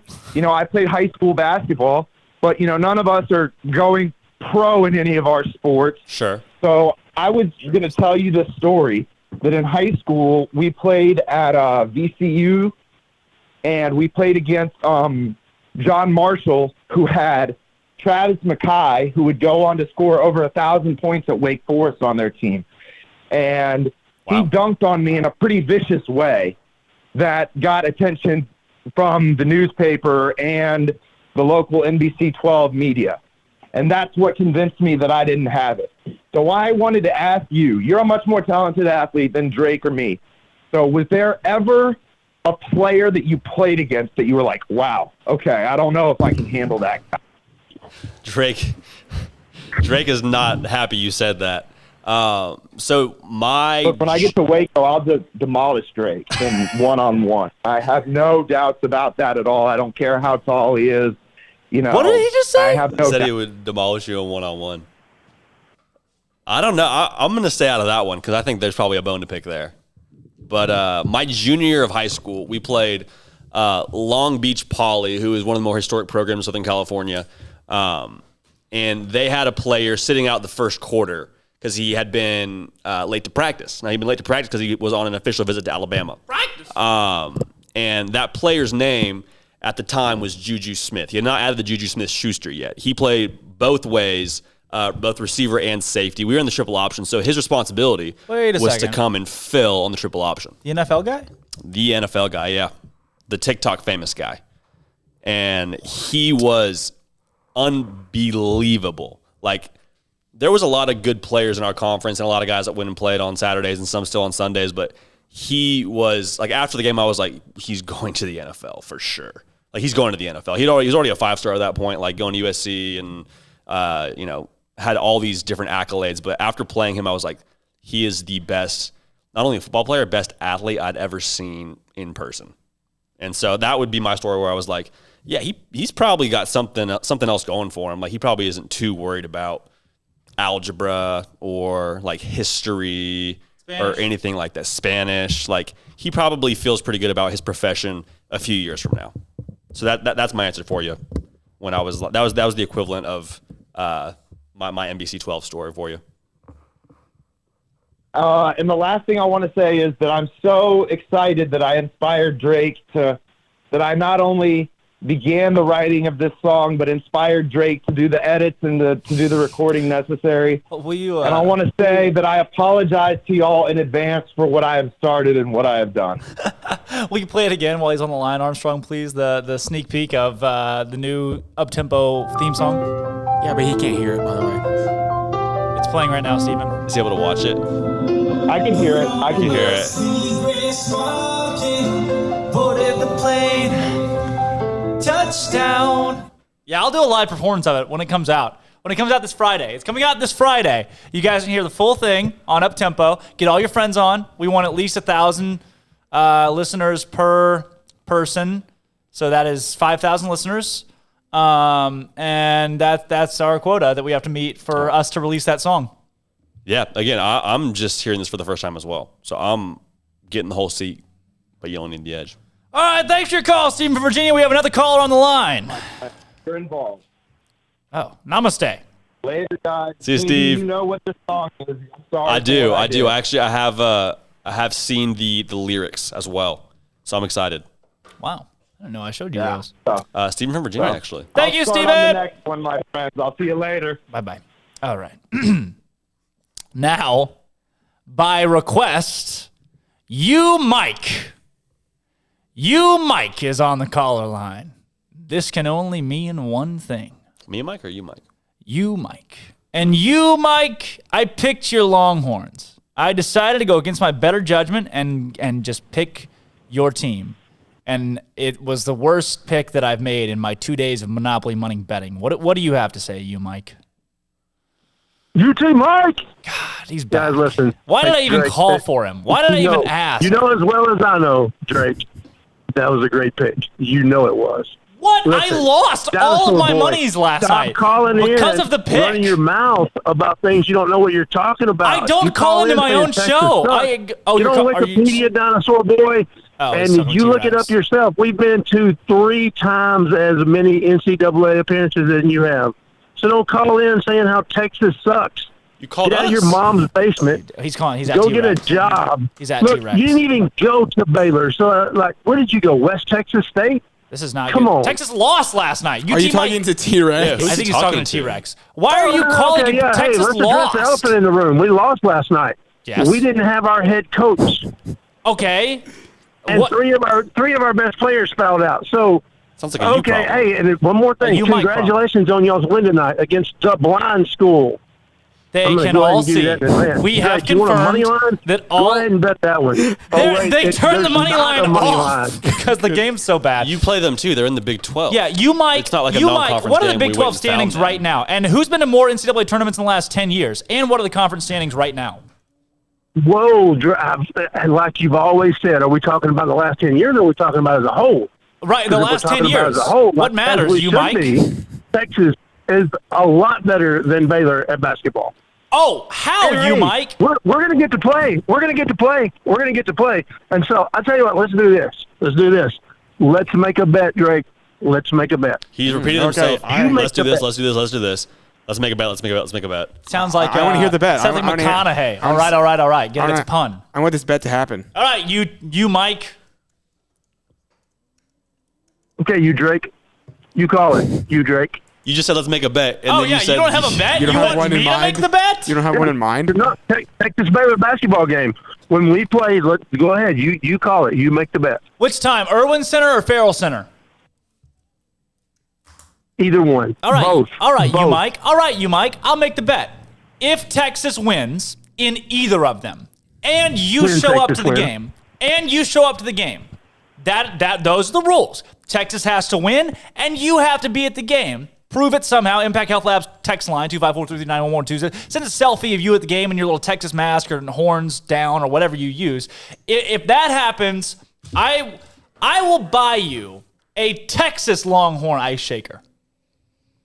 I will find an ice shaker, $40 or more value, buy it and ship it to you. No holds barred, no questions asked. That's a terrible bet. When that happens, it's a dangerous game that I will have UT Mike's send address. You a Longhorn shirt, and you have to wear it on the air for a week. For a week? Okay. If you're so confident, for a week. Okay. If you're so confident, let's make it. Now what if Baylor wins? But that's right, JD, if Baylor wins, I'll take you, Drake, to any restaurant, anywhere. You know what? And probably you don't want to be seen with me, so I'll pay for it. You will anywhere, any restaurant you want to go to. You and Armstrong and JD, it can be a three-way, a threesome. They're gonna have a threesome at a restaurant, and I'll pay for it. Okay, so then let's say this. We'll do it like this. Boy, I have a job and I don't live in my mom's basement. All right, YouTube, Mike. Here's the deal. Let's make this bet. If Texas sweeps Baylor, if they win both games, I will wear a Texas shirt on this show for a week. If Baylor sweeps Texas, you will mail us a Texas Roadhouse gift card. I feel like that's insult to injury. That's good. For how much? Yeah. For how much, UT Mike? You set the price. $75. That should get all three of you something to eat. That's such a low price. This guy lives in his mom's basement. That's good. All right, YouTube, Mike, it's settled. It's settled. It has been recorded. The world now knows that if this happens, YouTube Mike sends us a $75 Texas Roadhouse gift card when Baylor beats Texas twice. Now what if that's a bet? Now what if they split? If Texas was one of them, or does Texas have to sweep? If Texas has to sweep and Baylor has to sweep. If they split, we all say bygones be bygones, we go home. Okay. YouTube Mike, out! I don't hate that guy as much as I did, considering he's going to give us a gift card for $75 at Texas Roadhouse. He repeats himself a lot. He also calls in and then says, we called him. He's McConaughey. I'm like, hang on. Wait a sec. Okay. He makes a point, though. I did earlier in the show ask for UT Mike. I summoned him from the depths of his cavern. What did I say? I can't believe he was listening. Oh, people like that, this is their fuel. This is their freaking fuel. Brian Etheridge said he knows him. Really? He said he knows him like vaguely, like his wife's like enough. To his wife's a Baylor alum, but he is a Texas guy, and that he obviously didn't go to Texas. There's no way that guy went to Texas. There's no way. No. When we come back after this Armstrong's Minute and a quick break, when we come back, we are doing the Green and Blank game and celebrity birthdays in this day in sports history. We'll be right back on Uptempo. Across college sports, the Tennessee Volunteers have named a new head football coach, as UCF's Josh Heupel will be the newest member of Rocky Top. Heupel is 28-8 at UCF, including a 12-1 record in his first season and a 6-4 mark this past year. In college basketball, Super Tuesday did not disappoint, with number 5 Texas and number 24 Oklahoma going down to the wire in Austin, with the Sooners' Austin Reeves leading OU to an 80-79 road win. Elsewhere, number 9 Alabama beat Kentucky at home 70-59. Auburn bested number 12 Missouri at home 88-82. 18th ranked Tennessee snuck by Mississippi State 56-53. Duke beat Georgia Tech 75-68, and LSU notched a road win over Texas A&M 78-66. On the women's side, number 9 Baylor's Moon Urson boasted 21 points in a blowout win over TCU 82-49. Number 1 Louisville beat Miami 79-76. Pittsburgh beat Clemson 79-69, and Washington fell to Oregon State 98-68 thanks to Sasha Goforth's 23 points. And the Big East has extended Commissioner Val Ackerman's contract through 2024. I'm Armstrong Sims, and that's all the news that is news in college sports.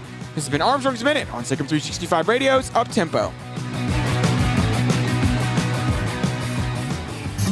With more than 160,000 alumni worldwide and counting, the Baylor family is growing. And through the university's expanded Baylor alumni program, the family is growing closer. With hundreds of local volunteers planning events in cities and towns around the country, you can gather with fellow Bears no matter where you are. So, get connected, get something started, get involved, and make plans to get together with Baylor alumni. Visit us at baylor.edu/alumni.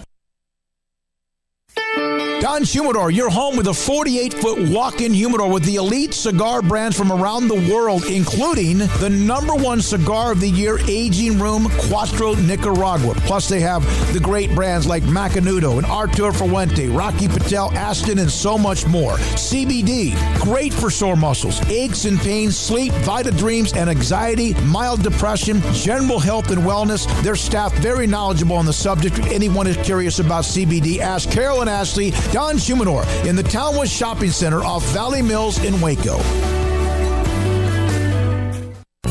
What you do in privacy is your own business. What you do in public with your truck, well, that's our business at Pickup Outfitters. In your garage, it's okay for your truck to parade around in the nude with no accessories. Hey, this is still America.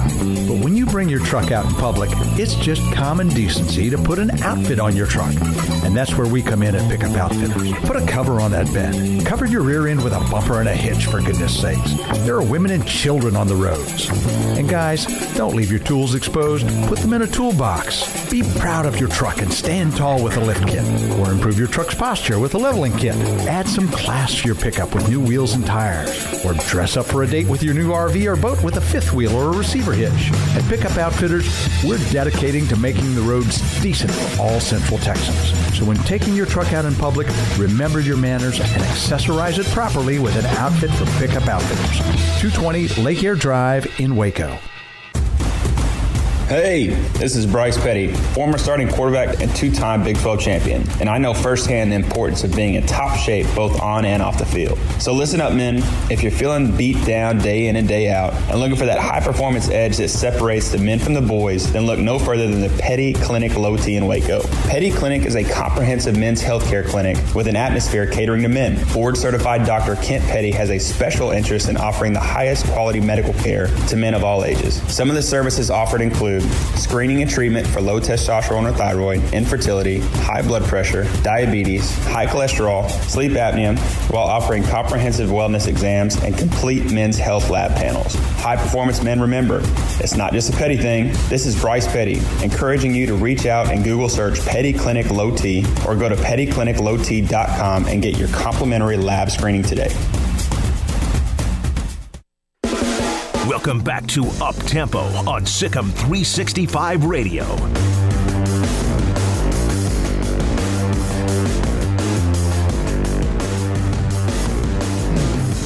All right, welcome back into the Petty Clinic Low T Bears Den. Drake Toll, blonde guy, blonde boys, power hour, baby. Today we're playing our everyday games that we do on the daily for every day. So what do you want to start with? The green and blank game? Let's do green and blank game. First word of the green and blank game. We bring a caller in, but we're really... Oh, sweet, Armstrong. There it is. I love Armstrong. Love it. Green and blank game. First word is the word green. So who is... You three. And Zach's going to match with one of us three. Okay. So, Zach, you'll say yours first. And what was the first word again? Is it green? Green. I'll just relay it to you. All right. Do you know the game? Yeah. What do you got? Beans. Blank. Green blank? Gold. Green and blank. I said tractor. Green tractor. God, that's awful. I'm so sorry. Green tractor's like bad. that. Green beans is I good. like green. Word number 2 is ping. Your word is ping. Ping what? Ping team. Ping team. Oh Pong. my Ping gosh. I said ping I3 Literally. driver. Oh, those are irons though. I put ping to just like solely so you would say pong. Because it's very I know what obviously else to say. pong. Ping I3 irons. All right. Next. Black dot. That's funny. Black dot though. That's there. Next word is song. Song. What is your word? Songwriter? Oh, I didn't have a word. I didn't have my song either. I had songbird. Songbird. What would you have said? Dude, I don't know what I would. I have no idea. I can't think of Zach, anything. you're so rapid fire. I can't think of anything. Song right now. singer. Songwriter. Songwriter's good. Songwriter is good. Song run through. Get it? Because like you Song, run through a brick wall. that's God, good so good. All right, Zach, quit going so fast. Basically, your next word is sound. Oh, I got it. JD? Of music. That's exactly. I had of music. Proof. Soundboard. That's kind of stupid. I had sound of music. Next is people. The next word is people. Give everybody a second. Hang on. People. Whenever you're ready, Zach, give Yeah, us you thumbs up. say Are you ready? Hang on. Not yet. You gotta have something. Okay, you go first, Armstrong. I had People's Republic of China. That's it. That's good. I had walking. Oh, People walking? Yeah. What did you have, Zach?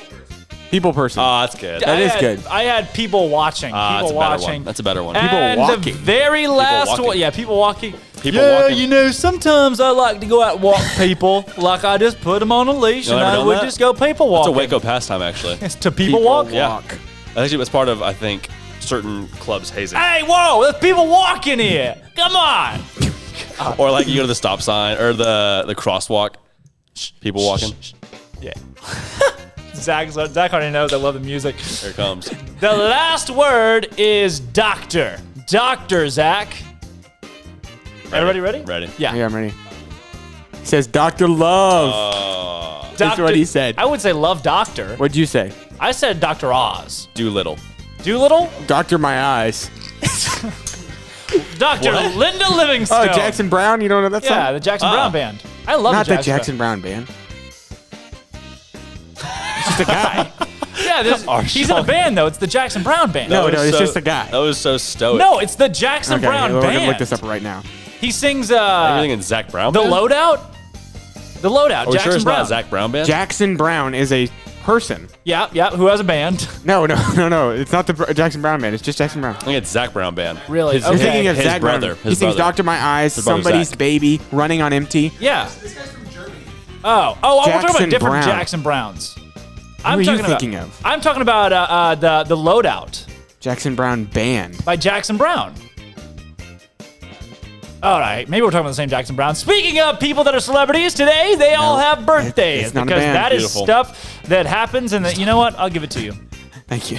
You're welcome. I needed that Armstrong. one. This is stuff that happens. Everybody has celebrity birthdays. All the celebrities have birthdays. Celebrity birthday number 1, Wolfgang Amadeus Mozart. Ooh. Happy birthday today to Wolfgang Amadeus Mozart. Gosh. The best in the game. Still got the game in a chokehold. I'm going to say Wolfgang Amadeus Mozart is 200. Okay. And 4 years old. 204? Wow. I was going to go like 350. Drastically young, drastically old. Zach? 375, he says. We've got 265. Happy birthday, So you win. Wolfgang Amadeus we'll take it. Mozart, We'll take to it. the entire Amadeus Mozart family watching. We all start somewhere. Happy birthday to your next of kin. You know? How about... From humble beginnings. Gosh, there are 0 famous people who decided to have birthdays today. Why did parents of famous people just not have children on this day of days? Edward Smith. It's a holiday. This guy is wearing a captain's hat. Okay. And it says that he died in 1912, which could only lead me to think that Edward Smith was the captain of the RMS Titanic. How old would Edward Smith have been today? No, that's sad. He is dead. How old would he have been today? The captain of the Titanic. You said he died in 1912. Yeah, that's when the Titanic sunk. Yes, I'm going to say he would be 145. Okay. That's a young. That's a young captain. It is a young captain. I'm going to say... Did you not watch the movie? I think he... Is the movie? Is the movie is like the movie a age good, accurate? Like, Age appro- like should the movie be our like reference point here? I'm gonna say. Nope. Well, no. Okay, so 1912. I'm gonna say he was 162. 171. Wow, okay. What would Zach have said? I was off. You go 180. 171. Well, I think there's one. Patton Oswalt has a birthday today. Okay. From Dr. Seuss. He's the mayor of Whoville. Is he really? No, Patton Oswalt. I just made that up. No. He's the original patent. Like when you make a patent on things, How he's the old first Patton one. Oswalt? He's the first one. Pretty sure that's correct. How old is he? Oswalt. Dude, I don't even. Who is that? I'm gonna say. Do we know who he is? Yeah, I know who he is. I'm gonna say he's 48. 50, what is he? He's 52. He's 52. I'm gonna guess 52. Last famous birthday today, John Roberts, Patton the U.S. Chief Justice. John Roberts is having a birthday today. How old's John Roberts? 71. 71? John Roberts. 76. 66. Wow. Okay. 66. Spring chicken. He's Patton Oswalt is Remy in Ratatouille, the main guy. Oh, he is? I didn't know that. I just knew him as a comedian. I knew he was a comedian. Rats have long lives. So how many rat years? Probably like hundreds. This year. He's probably pretty Today in historic. sports history, 2000 and what? I almost gave the year away. St. Louis Rams beat the Philadelphia Eagles to advance to the Super Bowl. That's going to be 2004. 2005. 2002. Went the wrong way. New York Giants. No. 2002 is when the Buccaneers won it. He said this was to go to the Super Bowl. Yeah, Buccaneers won in 2002. Okay, well, they probably beat the Rams, no? Beat the Raiders. Uh-oh. That's right, because John Gruden. John Gruden and old... Well, 2002, there was an NFC championship today that featured the Rams beating the Eagles. This usually isn't wrong. I wonder. This is Okay, interesting. Sorry, we keep We've going. never... I'll fact check this. The Air McNair was 99. UCLA men's basketball team wins their 61st consecutive game, an NCAA record in what year? Wow. 1968. Okay. 1975. 73! I am Drake Toll. He was trying to get That to is Wikipedia guy. Zach Sweeney, Armstrong, Sims are all in studio today. It has been a rockin' Wednesday on Uptempo. Let's say we do it all again tomorrow following a Baylor win tonight. Thanks for tuning in. Tune in again tomorrow. This has been Uptempo.